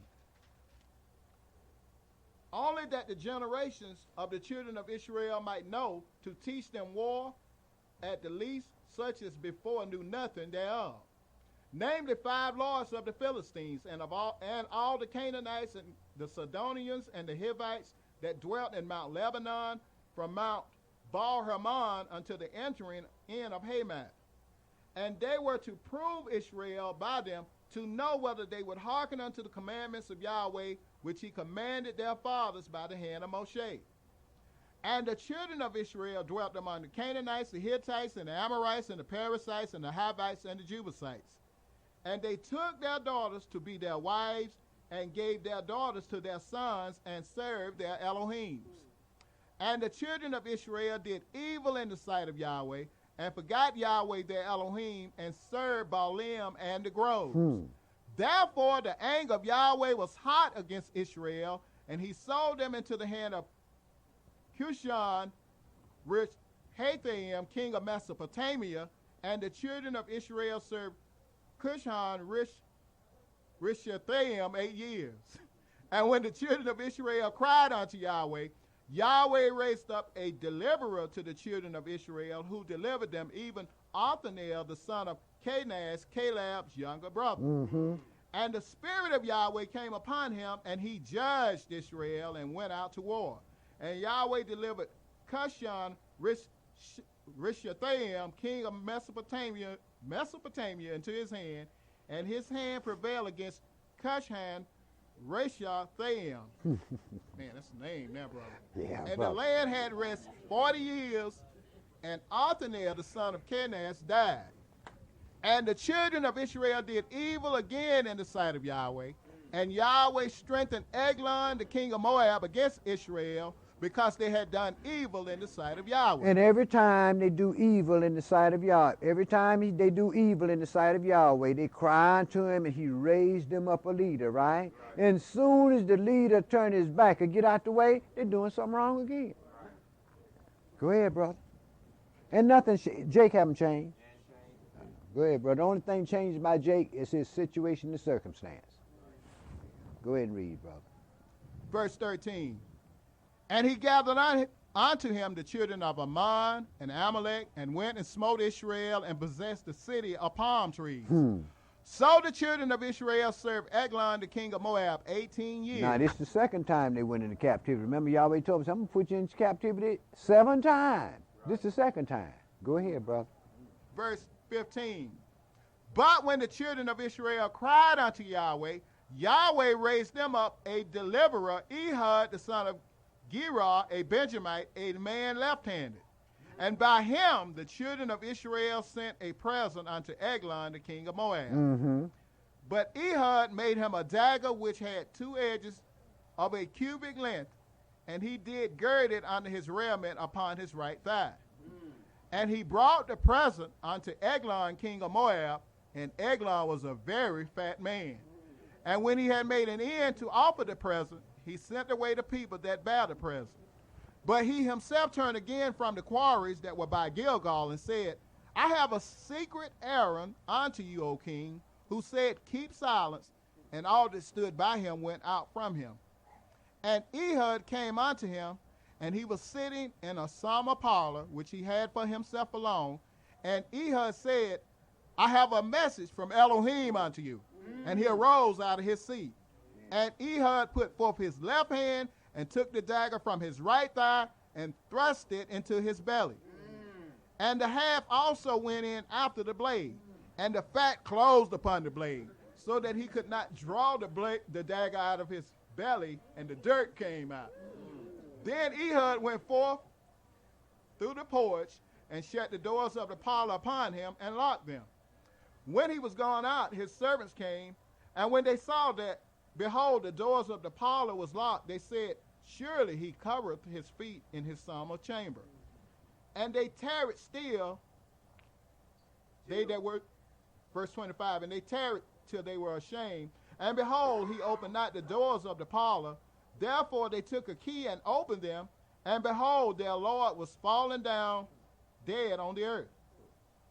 And Ehud escaped while they tarried, and passed through the quarries, and escaped unto Zerath. And it came to pass when he was come that he blew a trumpet in the mountain of Ephraim, and the children of Israel went down with him from the mount, and he before them. And he said unto them, follow after me, for Yahweh have delivered your enemies the Moabites into your hand. And they went down after him, and took the fords of Jordan toward Moab, and suffered not a man to pass over. And they slew of Moab at that time about 10,000 men, all lusty and all men of valor, and there escaped not a man. So Moab was subdued that day under the hand of Israel, and the land had rest 80 years. And after him was Shamgar, the son of Anath, which slew of the Philistines 600 men with an ox goad, and he also delivered Israel. And the children of Israel again did evil in the sight of Yahweh when Ehud was dead. And Yahweh sold them into the hand of Jabin, king of Canaan, that reigned in Hazor, the captain of whose host was Sisera, which dwelt in Harosheth of the Europeans. And the children of Israel cried unto Yahweh, for he had 900 chariots of iron, and 20 years he mightily oppressed the children of Israel. It's the third time, right? Go ahead, brother. Yes, sir. Verse 4, and Deborah, a prophetess, the wife of Lapidoth, she judged Israel at that time. And she dwelt under the palm tree of Deborah between Ramoth and Bethel in Mount Ephraim. And the children of Israel came up to her for judgment. And she sent and called Barak, the son of Abinoam, out of Kadesh Naphtali, and said unto him, have not Yahweh Elohim of Israel commanded, saying, go and draw toward Mount Tabor, and take with you 10,000 men of the children of Naphtali and of the children of Zebulun? And I will draw unto you the river Kishon. Verse 7, and I will draw unto you to the river Kishon Sisera, the captain of Jabin's army, with his chariots and his multitude, and I will deliver him into your hand. And Barak said unto her, if you will go with me, then I will go. But if you will not go with me, then I will not go. And she said, I will surely go with you. Notwithstanding, the journey that you take shall not be for your honor, for Yahweh shall sell Sisera into the hand of a woman. And Deborah arose and went with Barak to Kadesh. Right, he wasn't going unless she went. What it does is it show you that Yahweh used who he wants to when he wants to do his work. Go ahead, brother. But it also showed, too, that because he wouldn't go without that woman, he delivered the enemy into the hand of a woman. Well, she told him that in the beginning. Right. She told him that in the beginning when they first talked. She told him, man, this battle ain't gonna be for you, for your honor. He's going to deliver the woman into Sisera into the hand of a woman. Exactly. That before he even went. Go ahead and read, brother. Yes, sir. Verse 10. And Barak called Zebulun and Naphtali to Kadesh, and he went up with 10,000 men at his feet, and Deborah went up with him. Now Heber the Kenite, which was of the children of Hobab, the father-in-law of Moshe, had severed himself from the Kenites, and pitched his tent unto the plain of Zaanim, which is by Kadesh. And they showed Sisera that Barak the son of Abinoam was gone up to Mount Tabor. And Sisera gathered together all his chariots, even 900 chariots of iron, and all the people that were with him from Harosheth of the Europeans unto the river of Kishon. And Deborah said unto Barak, Up, for this is the day in which Yahweh hath delivered Sisera into your hand. Is not Yahweh gone out before you? So Barak went down from Mount Tabor, and 10,000 men after him. And Yahweh discomfited Sisera and all his chariots and all his hosts with the edge of the sword before Barak, so that Sisera lighted down off his chariot and fled away on his feet. But Barak pursued after the chariots and after the hosts unto Harosheth of the Europeans, and all the hosts of Sisera fell upon the edge of the sword, and there was not a man left. Howbeit Sisera fled away on his feet to the tent of Jael, the wife of Heber the Kenite, for there was peace between Jabin, the king of Hazor, and the house of Heber the Kenite.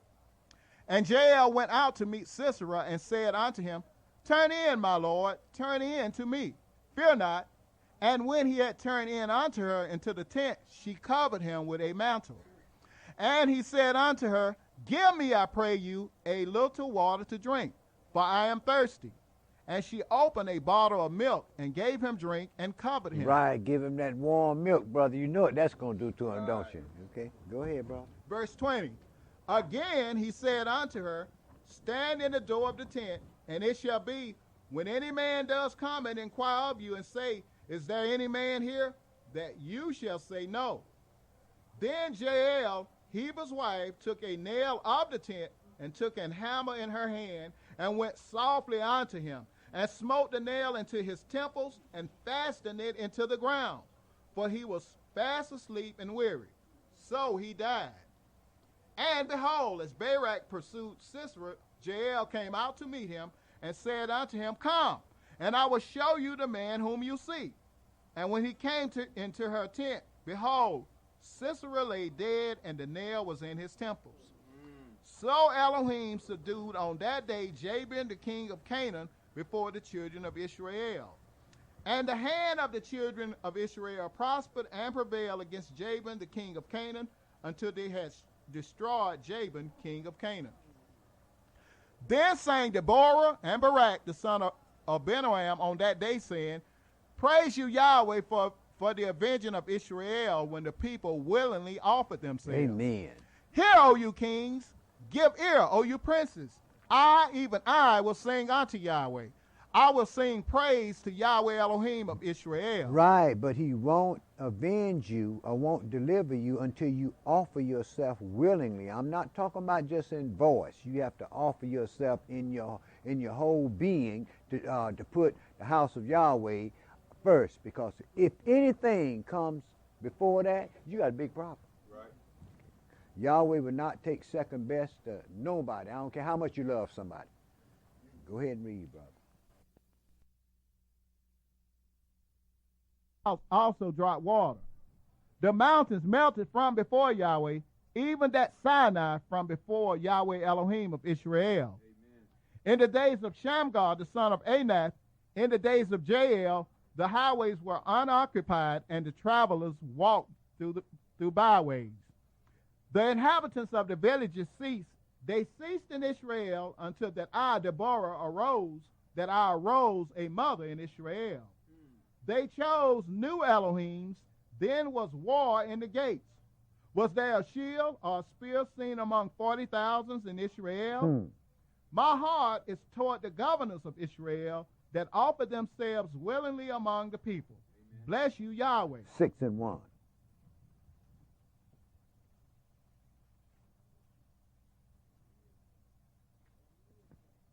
40 years passed by after this now. Let's see what they did after 40 years. Go ahead, brother. And the children of Israel did evil in the sight of Yahweh, and Yahweh delivered them into the hand of Midian 7 years. And the hand of Midian prevailed against Israel, and because of the Midianites, the children of Israel made them dens which are in the mountains and caves and strongholds. And so it was, when Israel had sown, that the Midianites came up, and the Amalekites, and the children of the east, even they came up against them. And they encamped against them, and destroyed the increase of the earth, till you come unto Gaza, and left no sustenance for Israel, neither sheep, nor ox, nor ass. For they came up with their cattle and their tents, and they came as grasshoppers for multitude. For both they and their camels were without number, and they entered into the land to destroy it. And Israel was greatly impoverished because of the Midianites, and the children of Israel cried unto Yahweh. And it came to pass, when the children of Israel cried unto Yahweh because of the Midianites, that Yahweh sent a prophet unto the children of Israel, which said unto them, Thus says Yahweh Elohim of Israel, I brought you up from Egypt, and brought you forth out of the house of bondage.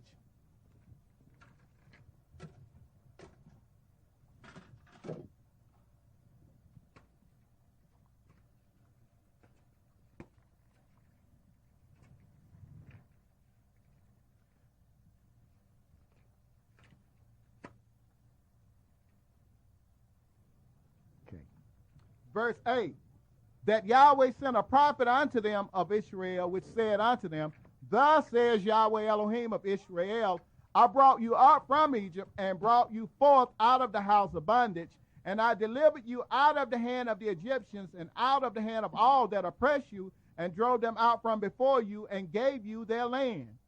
And I said unto you, I am Yahweh your Elohim. Fear not the Elohims of the Amorites, in whose land you dwelt, but you have not obeyed my voice. And there came an angel of Yahweh, and sat under an oak which was in Ophrah, that pertained unto Yeash the Abiezrite. And his son Gideon threshed wheat by the winepress, to hide it from the Midianites. And the angel of Yahweh appeared unto him, and said unto him, Yahweh is with you, you mighty man of valor. And Gideon said unto him, O my Adonai, if Yahweh be with us, why then is all this befallen us? And where be all his miracles which our fathers told us of, saying, Did not Yahweh bring us up from Egypt? But now Yahweh hath forsaken us, and delivered us into the hands of the Midianites. And Yahweh looked upon him, and said, Go in this your might, and you shall save Israel from the hand of the Midianites. Have not I sent you? And he said unto him, O my Adonai, wherewith shall I save Israel? Behold, my family is poor in Manasseh, and I am the least in my father's house. And Yahweh said unto him, Surely I will be with you, and you shall smite the Midianites as one man. And he said unto him, If now I have found grace in your sight, then show me a sign that you talk with me. Depart not hence, I pray you, until I come unto you, and bring forth my present, and set it before you. And he said, I will tarry until you come again.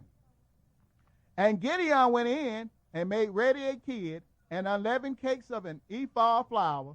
The flesh he put in a basket, and he put the broth in a pot, and brought it out unto him under the oak, and presented it. And the angel of Elohim said unto him, Take the flesh and the unleavened cakes, and lay them upon this rock and pour out the broth. And he did so. Then the angel of Yahweh put forth the end of the staff that was in his hand, and touched the flesh and the unleavened cakes. And there rose up fire out of the rock, and consumed the flesh and the unleavened cakes. Then the angel of Yahweh departed out of his sight. And when Gideon perceived that he was an angel of Yahweh, Gideon said, Alas, O Adonai Elohim, for because I have seen an angel of Yahweh face to face. And Yahweh said unto him, Peace be unto thee, fear not, you shall not die. Then Gideon built an altar there unto Yahweh, and called it Yahweh Shalom. Unto this day it is yet an Ophrah of the Abizites. And it came to pass the same night that Yahweh said unto him, Take your father's young bullock, even the second bullock of 7 years old, and throw down the altar of Baal that your father have, and cut down the grove that is by it.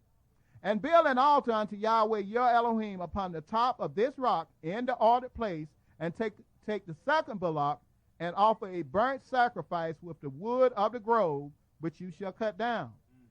Then Gideon took 10 men of his servants, and did as Yahweh had said unto him.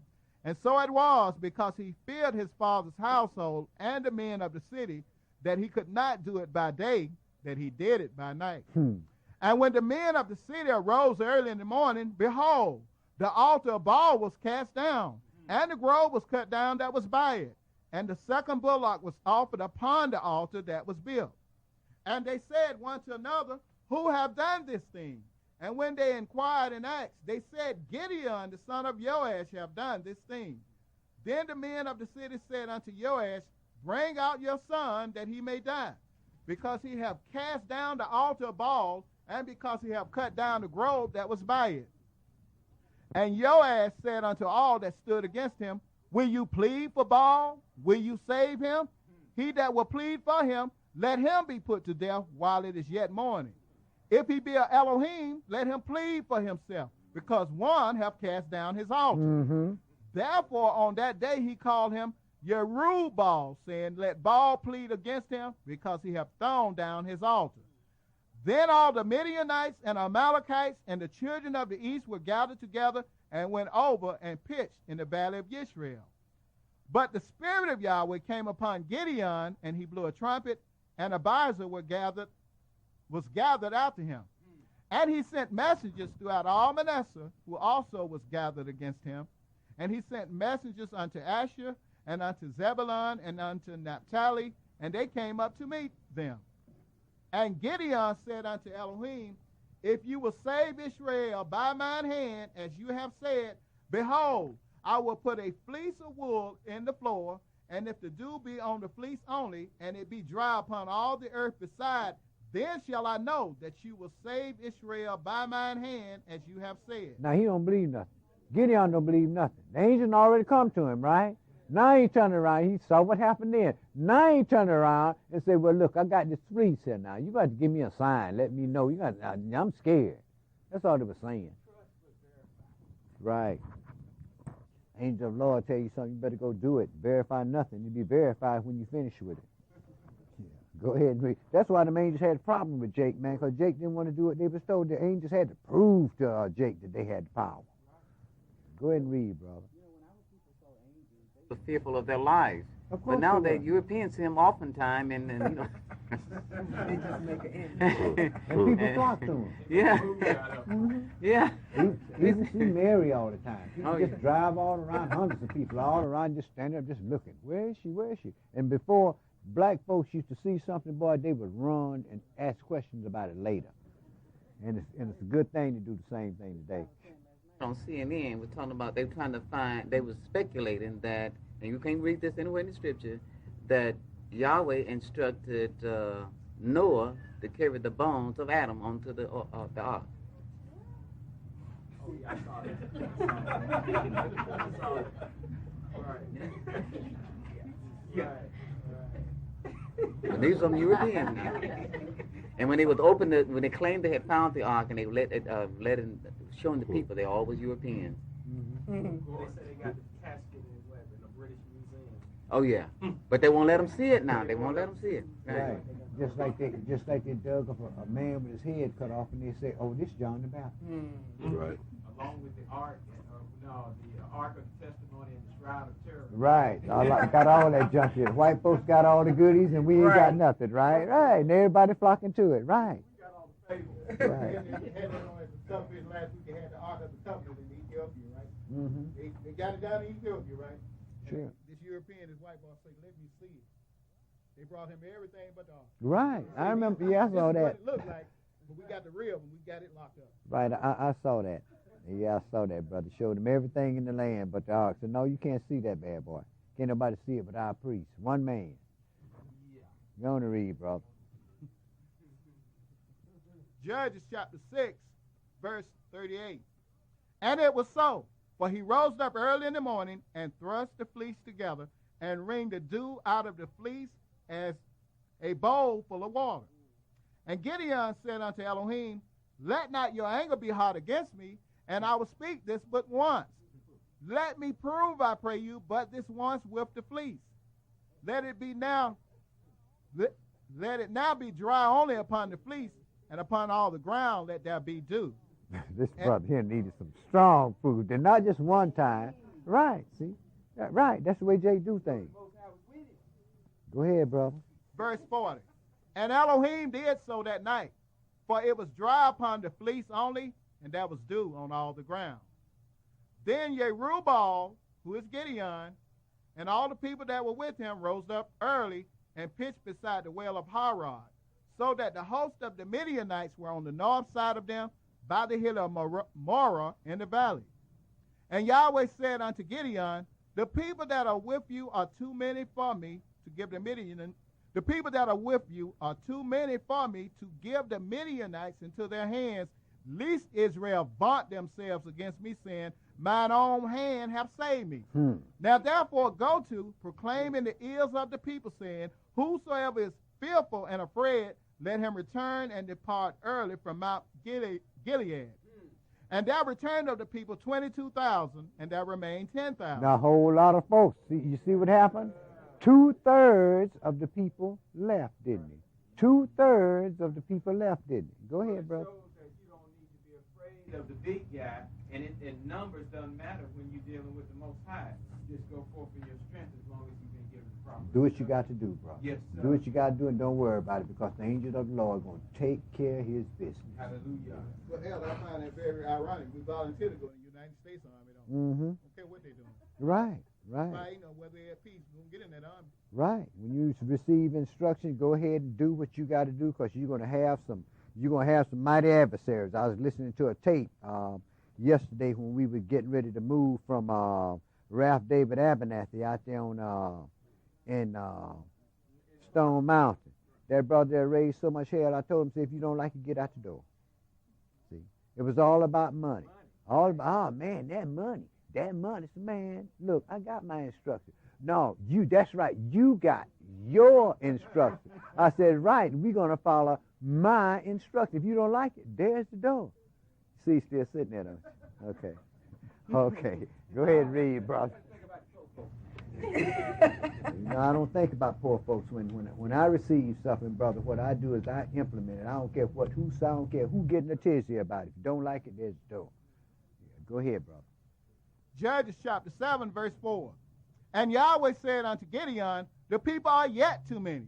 Bring them down unto the water, and I will try them for you there. Amen. And it shall be that of whom I say unto you, This shall go with you, the same shall go with you. And of whomsoever I say unto you, This shall not go with you, the same shall not go. So he brought down the people unto the water, and Yahweh said unto Gideon, Everyone that lappeth of the water with his tongue, as a dog lappeth, him shall you set by himself. Likewise, everyone that boweth down upon his knees to drink.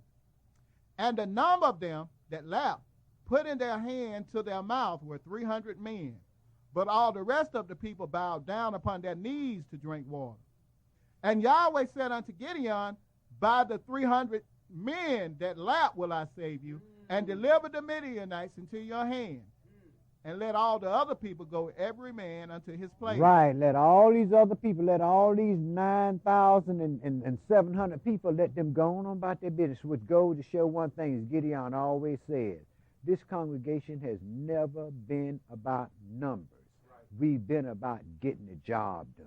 And believe me, we have some drum majors in this congregation for the Lord. You can believe that. Yeah, go ahead and read, brother. Right. Right. Right. Don't want them uppity folks. Want some folks who's gonna get down to the nitty gritty. Right. Don't need them. Right. Some hecklers and rebellers and all that stuff. Don't need all that stuff. Send them niggas home. Right. Yahweh like that glory too, don't it, brother? Of course he does. Do things in small numbers, huh? Of course he does, brother. Didn't he take one man, David, and subdue the whole Philistine army? Right. Okay.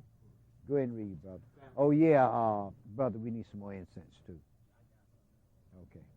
Because it don't make sense to open up church and don't have no incense lit. Go ahead and read, brother. Judges chapter 7, verse 8. So the people took victuals in their hand and their trumpets, and he sent all the rest of Israel, every man unto his tent, and retained those 300 men, and the host of Midian was beneath him in the valley.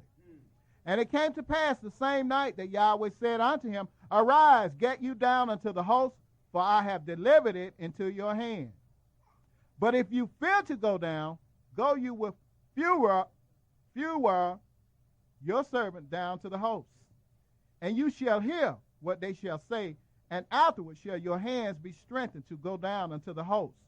Then went he down with fewer his servant unto the outside of the armed men that were in the host. Now you know he couldn't have been no white boy going down there among all these folks, don't you? Okay, go ahead, brother.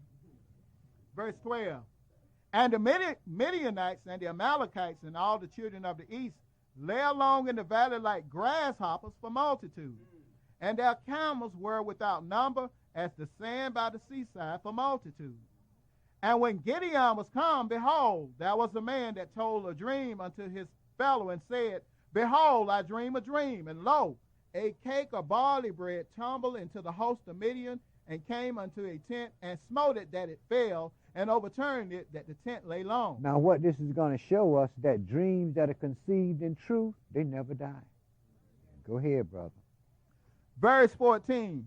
And his fellow answered and said, This is nothing else save the sword of Gideon, the son of Joash, a man of Israel. For into his hand hath Elohim delivered Midian and all the hosts. And it was so, when Gideon heard the telling of the dream and the interpretation thereof, that he worshipped and returned into the host of Israel and said, Arise, for Yahweh hath delivered into your hand the host of Midian. And he divided the 300 men into 3 companies, and he put a trumpet in every man's hand with empty pitchers and lamps within the pitchers. And he said unto them, Look on me and do likewise. And behold, when I come to the outside of the camp, it shall be that as I do, so shall you do. When I blow with the trumpet, I and all that are with me, then blow you the trumpets also on every side of all the camp, and say, The sword of Yahweh and of Gideon.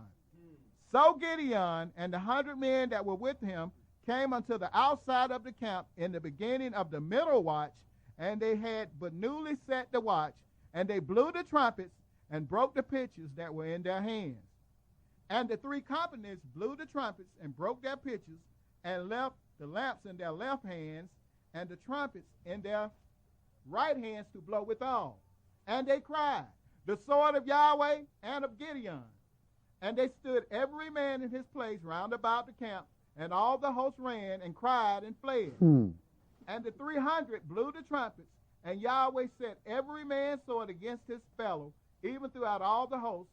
And the host fled to Beth-shittah and Zererath, and to the borders of Abel-meholah, and to Tabbath. And the men of Israel gathered themselves together out of Naphtali, and out of Asher, and out of all Manasseh, and pursued after the Midianites.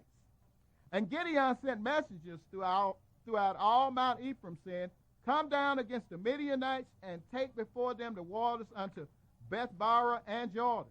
Then all the men of Ephraim gathered themselves together and took the waters unto Bethbara and Jordan. And they took 2 princes of the Midianites, Oreb and Zeb, and they slew Oreb upon the rock Oreb, and Zeb they slew at the winepress of Zeb, and pursued Midian, and brought the heads of Oreb and Zeb to Gideon on the other side Jordan. And the men of Ephraim said unto him, Why have you served us thus, that you call us not, when you went to fight with the Midianites? And they did chide with him sharply. Not understanding that Yahweh had told them, I don't need all these people. See, now, why didn't you call us? Didn't call you because didn't need you. Didn't want you to do it. That's why I didn't call you. You couldn't have been trusted to do what had to be done. That's why I choose these 300 men to take care of the job so I can show my mighty power. Right. That was the anger of Yahweh was kindled against David when he took census of all the fighting men he had, because he looked at the numbers of the strength of Yahweh that he desired. That was basically what it was. David wanted to know how many people he ruled over. How many people how many subjects I got. He didn't need to know that. All the Lord's people was the subjects. Right. He didn't need to know that. What do you need to number Israel for? Like right now today, brother, I don't know how many members we got in church. You know why? That's not my job to know. My job is to teach. Yahweh knows. So you got a book, and you got names written, and I don't know who know all names in that book. I could be standing up here teaching my name in the book. I don't know that. So, I ain't doing no counting. How many we got, that's what we got.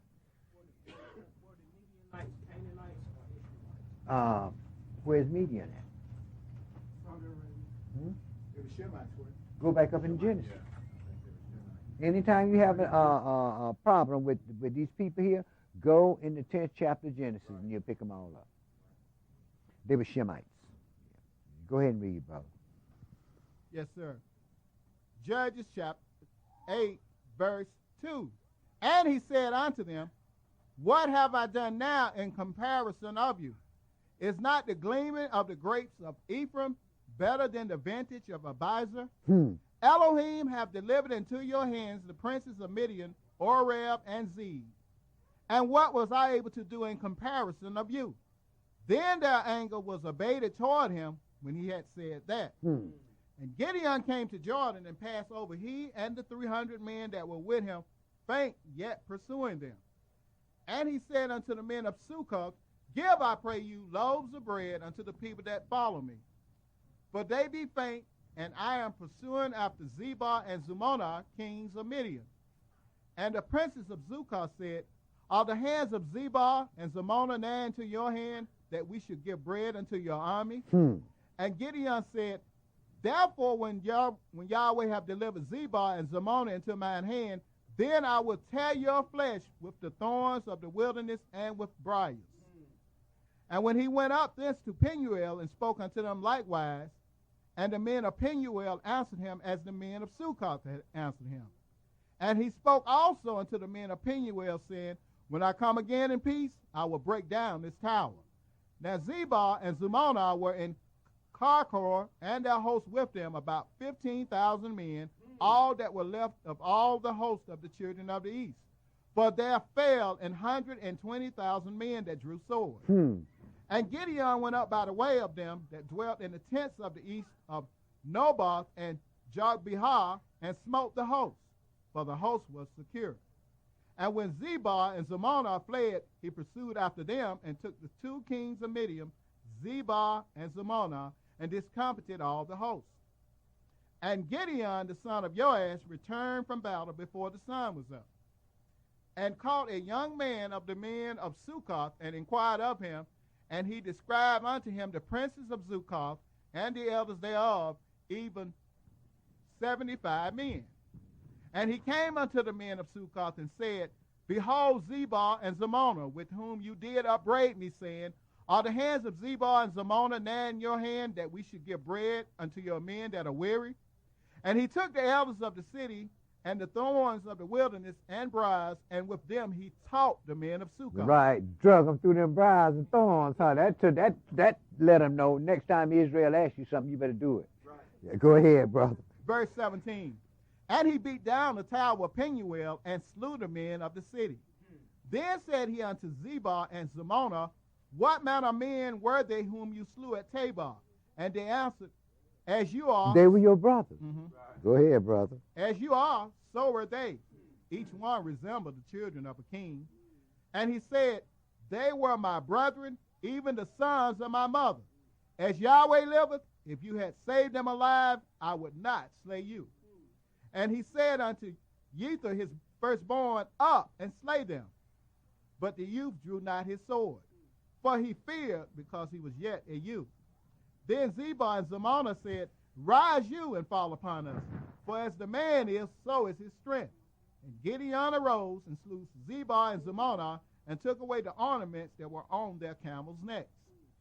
Then the men of Israel said unto Gideon, rule you over us, both you and your son, and your son's son also. For you have delivered us from the hand of Midian. Verse 27. Yahweh didn't ask him to make no king. Verse 27. And Gideon made an ephod thereof, and put it in his city, even in Ophrah, and all Israel went thither a whoring after it, which thing became a snare to Gideon and to his house. The same thing happened with that brass and staff that Moses made. The people went to whoring after that, didn't they? Go ahead, bro. Of course you do. Right. That's why the white folks gave us all them paintings. Right. Them praying hands and all that stuff, you know, like you supposed to walk around like this all the time. Praying hands. Go ahead, bro. Yeah, that kind of knocked down that Queen of Sheba thing, because these are the men of Midian, and they rode on camels. And she came to Solomon on camels. Of course you did, bro. The Messiah told you where she came from. Right. You see, but you can't, you know folks are, you know Jake is. Jake done hewed him out something. Trying to pretend that Solomon was an adulterer and all that other junk. Well, the Queen of Sheba was, and all that other stuff. And they had a son out of who came Menelik and Haile Rastafari and Haile Selassie, I, and all that other garbage. Yeah, go ahead, brother. Yes, sir. Verse 27. And Gideon made an ephod thereof, and put it in his city, even in Ophrah, and all Israel went thither a whoring after it, which thing became a snare to Gideon and to his house. Thus was Midian subdued before the children of Israel, so that they lifted up their heads no more. And the country was in quietness 40 years in the days of Gideon. Now, what this does, it shows you that you have to be very, very careful how you walk before the children of Israel, because you can get off into a lot of things and cause Israel to go to whoring after things that they shouldn't do. This is why I insist that this congregation knows everything that goes down. Every piece of information that goes in the street, it's got to go through this congregation before it go into the streets. But it's a reason for that. That way we won't cast a snare upon somebody else. Somebody will catch the error. Right. Yeah, go ahead and read, brother. Yes, sir. Verse 29. And Jerubbaal, the son of Joash, went and dwelt in his own house. And Gideon had 70 sons of his body begotten, for he had many wives. Amen. And his concubine that was in Shechem, she also bare him a son, whose name he called Abimelech. And Gideon, the son of Joash, died in a good old age, and was buried in the grave of Joash, his father, in Ophrah of the Abizites. And it came to pass, as soon as Gideon was dead, that the children of Israel turned again, and went a-whoring after Baalim, and made Baal-berith their Elohim. And the children of Israel remembered not Yahweh their Elohim, who had delivered them out of the hands of all their enemies on every side. Neither showed they any kindness to the house of Jerubbaal, namely Gideon, according to all the goodness which he had showed unto Israel. And Abimelech, the son of Jerubbaal, went to Shechem unto his mother brethren, and communed with them, and with all the family of the house of his mother's father, saying, Speak, I pray you, in the ears of all the men of Shechem, whether it's better for you, either that all the sons of Jerubbaal, which are 70 persons, reign over you, or that one reign over you. Remember also that I am your bone and your flesh. And his mother's brethren spoke of him in the ears of all the men of Shechem all these words. And their hearts inclined to follow Abimelech, for they said, He is our brother. And they gave him 70 pieces of silver out of the house of Baal-berith, wherewith Abimelech had vain and light persons which followed him. And he went unto his father's house at Ophrah, and slew his brethren, the sons of Jerubbaal, being 70 persons upon one stone. Notwithstanding, yet Jotham, the youngest son of Jerubbaal, was left, for he hid himself. And all the men of Shechem gathered together in all the house of Milo, and went and made Abimelech king by the plain of the pillar that was in Shechem. And when they told it to Jotham, he went and stood in the top of Mount Gerizim, and lifted up his voice, and cried, and said unto them, Hearken unto me, you men of Shechem, that Elohim may hearken unto you. The trees went forth on a time to anoint a king over them. And they said unto the olive tree, Reign thou over us. But the olive tree said unto them, Should I leave my fatness wherewith by me they honor Elohim and man, and go to be promoted over the trees? And the trees said to the fig tree, Come thou and reign over us. But the fig tree said unto them, Should I forsake my sweetness and my good fruit, and go to be promoted over the trees? Then said the trees unto the vine, Come thou and reign over us. And the vine said unto them, Should I leave my wine, which cheereth Elohim and man, and go to be promoted over the trees? Then said all the trees unto the bramble, Come you and reign over us. Anybody. Any of y'all come reign over us. Right. Go ahead, brother. Verse 14. Then said all the trees unto the bramble, Come you and reign over us. And the bramble said unto the trees, If in truth you anoint me king over you, then come and put your trust in my shadow. And if not, let fire come out of the bramble and devour the cedars of Lebanon. Now therefore, if you have done truly and sincerely, in that you have made Abimelech king, and if you have dealt well with Jerubbaal and his house, and have done unto him according to the deserving of his hands, for my father fought for you, and adventured his life far, and delivered you out of the hand of Midian. And you are risen up against my father's house this day, and have slain his sons 70 persons upon one stone, and have made Abimelech, the son of his maidservant, king over the men of Shechem, because he is your brother.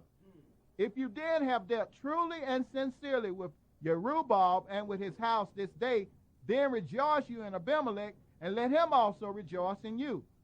But if not, let fire come out from Abimelech, and devour the men of Shechem and the house of Milo, and let fire come out from the men of Shechem and from the house of Milo, and devour Abimelech.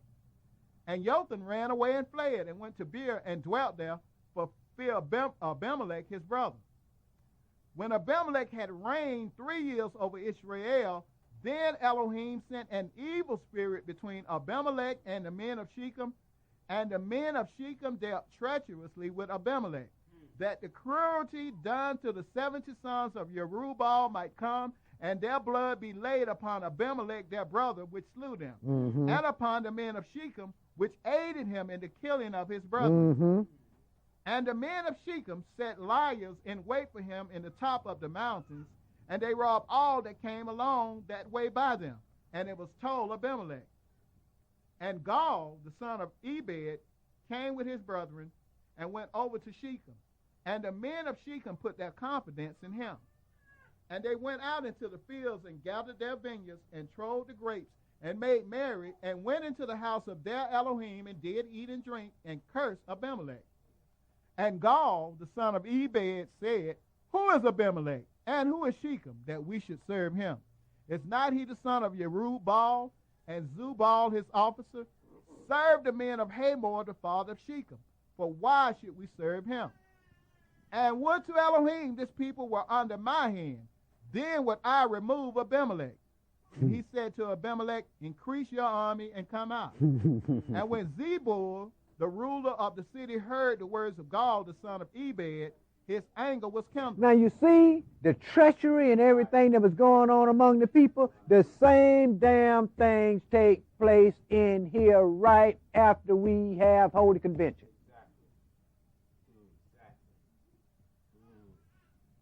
Go on and read, brother. Verse 31.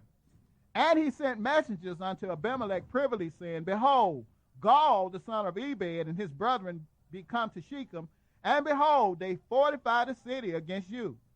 Now therefore, up by night, you and all the people that is with you, and lie in wait in the field. And it shall be that in the morning, as soon as the sun is up, you shall rise early and set upon the city. And behold, when he and the people that is with him come out against you, then may you do to them as you shall find occasion. And Abimelech rose up, and all the people that were with him by night, and they laid wait against Shechem in 4 companies. And Gaul, the son of Ebed, went out and stood in the entering of the gate of the city. And Abimelech rose up, and the people that were with him, from lying in wait. And when Gaul saw the people, he said to Zebul, behold, there come people down from the top of the mountains. And Zebul said unto him, you see the shadow of the mountains as if they were men. And Gaul spoke again and said, see there come people down by the middle of the land, and another company come along by the plain of Meonaim. Then said Zebul unto him, where is now your mouth, wherewith you said, who is Abimelech, that we should serve him? Is not this the people that you have despised? Go out, I pray now, and fight against them. And Gaul went out before the men of Shechem and fought with Abimelech. And Abimelech chased him, and he fled before him, and many were overthrown and wounded, even unto the entering of the gate. And Abimelech dwelt at Arumah, and Zebul thrust out Gaul and his brethren, that they should not dwell in Shechem. And it came to pass on the morrow that the people went out into the field, and they told Abimelech. And Abimelech took the people and divided them into 3 companies, and laid wait in the field, and looked, and behold, the people were come forth out of the city, and he rose up against them and smote them. Verse 52, verse 51 rather. Yes, sir. But there was a strong tower within the city, and thither fled all the men and women, and all they of the city, and shed it to them, and got them up to the top of the tower. And Abimelech came unto the tower, and fought against it, and went hard unto the door of the tower to burn it with fire. And a certain woman cast a piece of a millstone upon Abimelech's head, and all broke his skull. Then he called hastily unto the young man his armor-bearer, and said unto him, draw your sword and slay me, that man say not of me, a woman slew him. And his young man thrust him through, and he died. And when the men of Israel saw that Abimelech was dead, they departed every man unto his place. Thus Elohim rendered the wickedness of Abimelech, which he did unto his father, in slaying his 70 brethren. And all the evil of the men of Shechem did Elohim render upon their heads. And upon them came the curse of Jotham, the son of Jerubbaal. 13:1, brother.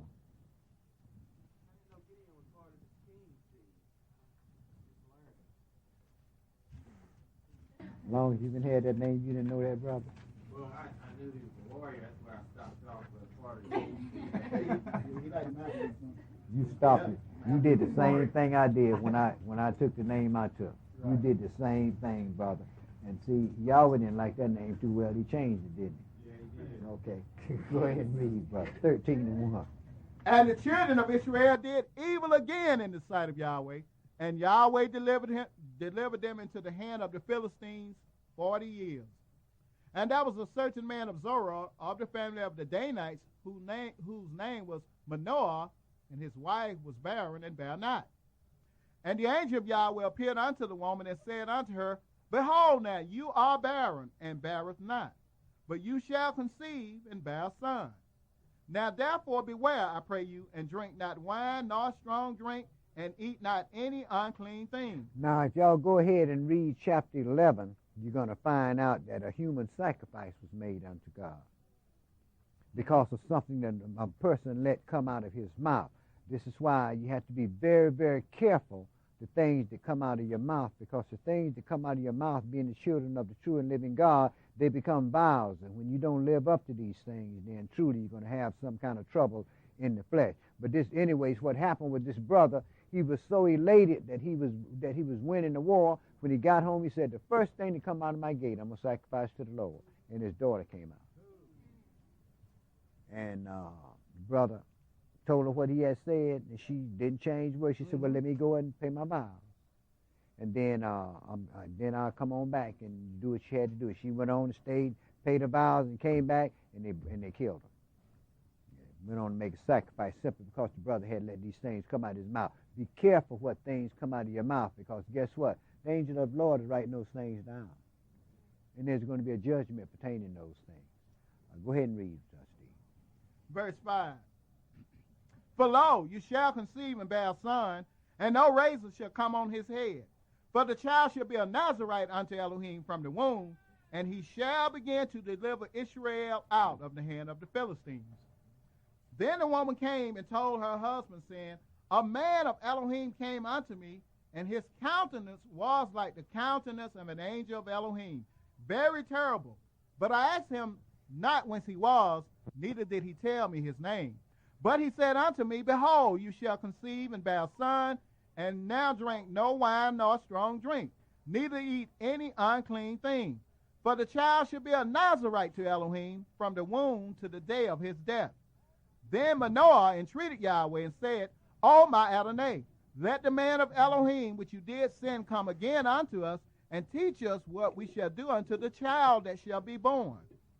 And Elohim hearkened to the voice of Manoah, and the angel of Elohim came again unto the woman as she sat in the field, but Manoah, her husband, was not with her. And the woman made haste and ran and showed her husband, and said unto him, behold, the man have appeared unto me that came unto me the other day. And Manoah arose and went after his wife, and came to the man, and said unto him, are you the man that spoke unto the woman? And he said, I am. And Manoah said, now let your words come to pass. How shall we order the child, and how shall we do unto him? And the angel of Yahweh said unto Manoah, of all that I have said unto the woman, let her beware. She may not eat of anything that cometh of the vine, neither let her drink wine or strong drink, nor eat any unclean thing. All that I command her, let her observe. And Manoah said unto the angel of Yahweh, I pray you, let us detain you until we shall have made ready a kid for you. And the angel of Yahweh said unto Manoah, though you detain me, I will not eat of your bread. And if you will offer a burnt offering, you must offer it unto Yahweh. For Manoah knew not that he was an angel of Yahweh. And Manoah said unto the angel of Yahweh, what is your name, that when your sayings come to pass, we may do you honor? Mm-hmm. And the angel of Yahweh said unto him, why do you ask thus after my name, seeing it is secret? Right, I ain't going to give you my name. What I want you to do me some honor for. All this stuff come from God. Go ahead, brother. Verse 19. So Manoah took a kid with a meat offering, and offered it upon a rock unto Yahweh. And the angel did wondrously, and Manoah and his wife looked on. For it came to pass, when the flame went up toward heaven from off the altar, that the angel of Yahweh ascended in the flame of the altar, and Manoah and his wife looked on it, and fell on their faces to the ground. But the angel of Yahweh did no more appear to Manoah and to his wife. Then Manoah knew that he was an angel of Yahweh. Okay, so we know what we're getting off into now. Now we're getting off into the birth of one of the mighty men that judged Israel, and they've shown us some nice movies on this, Samson and Delilah.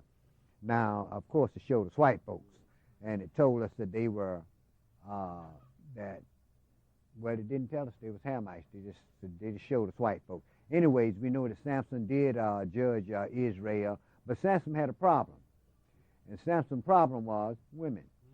Samson liked them African women, and he stayed down around them African women, and they caused him, Delilah, one of the Philistines, caused him his problem, caused him to get caught, and they cut off his hair and had him grinding. They used to have oxen. They had oxen to grind the meal, but they made Samson do it. But what they didn't do, they didn't pay no attention to the fact that Samson's hair was going back.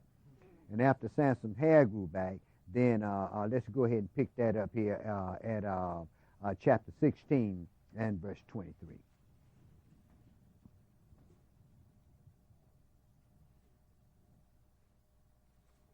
I'll tell you what you do. Pick this up at verse chapter 16 and verse 21, brother.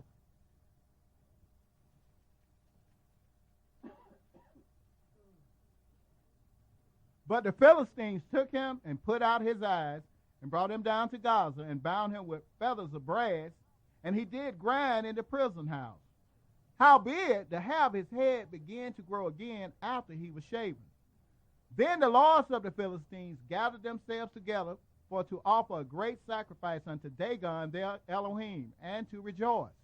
For they said, our Elohim have delivered Samson our enemy into our hand. Now, we're going to pick up, now we're going to see what's going to happen to Dagon, what Samson's going to do to these people here. And then later on, you're going to find out these Africans are going to be still worshiping Dagon later on down the line. They never learn. You know why? Yahweh is not on their side. Go ahead and read, brother. Yeah.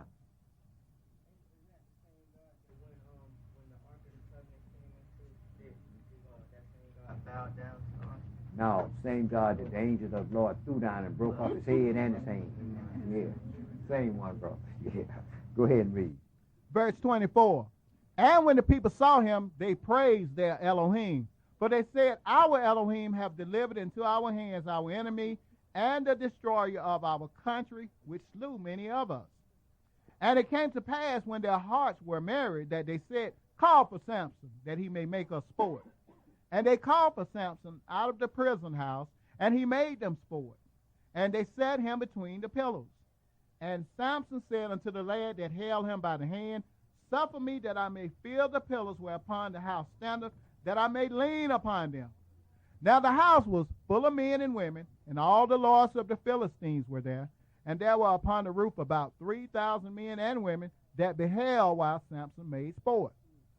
And Samson called unto Yahweh and said, O Adonai Elohim, remember me, I pray you, and strengthen me, and strengthen me, and strengthen me, and strengthen me, and strengthen me, and strengthen me, and strengthen me, and strengthen me, and strengthen me, and strengthen me, and strengthen me, and strengthen me, and strengthen me, and strengthen me,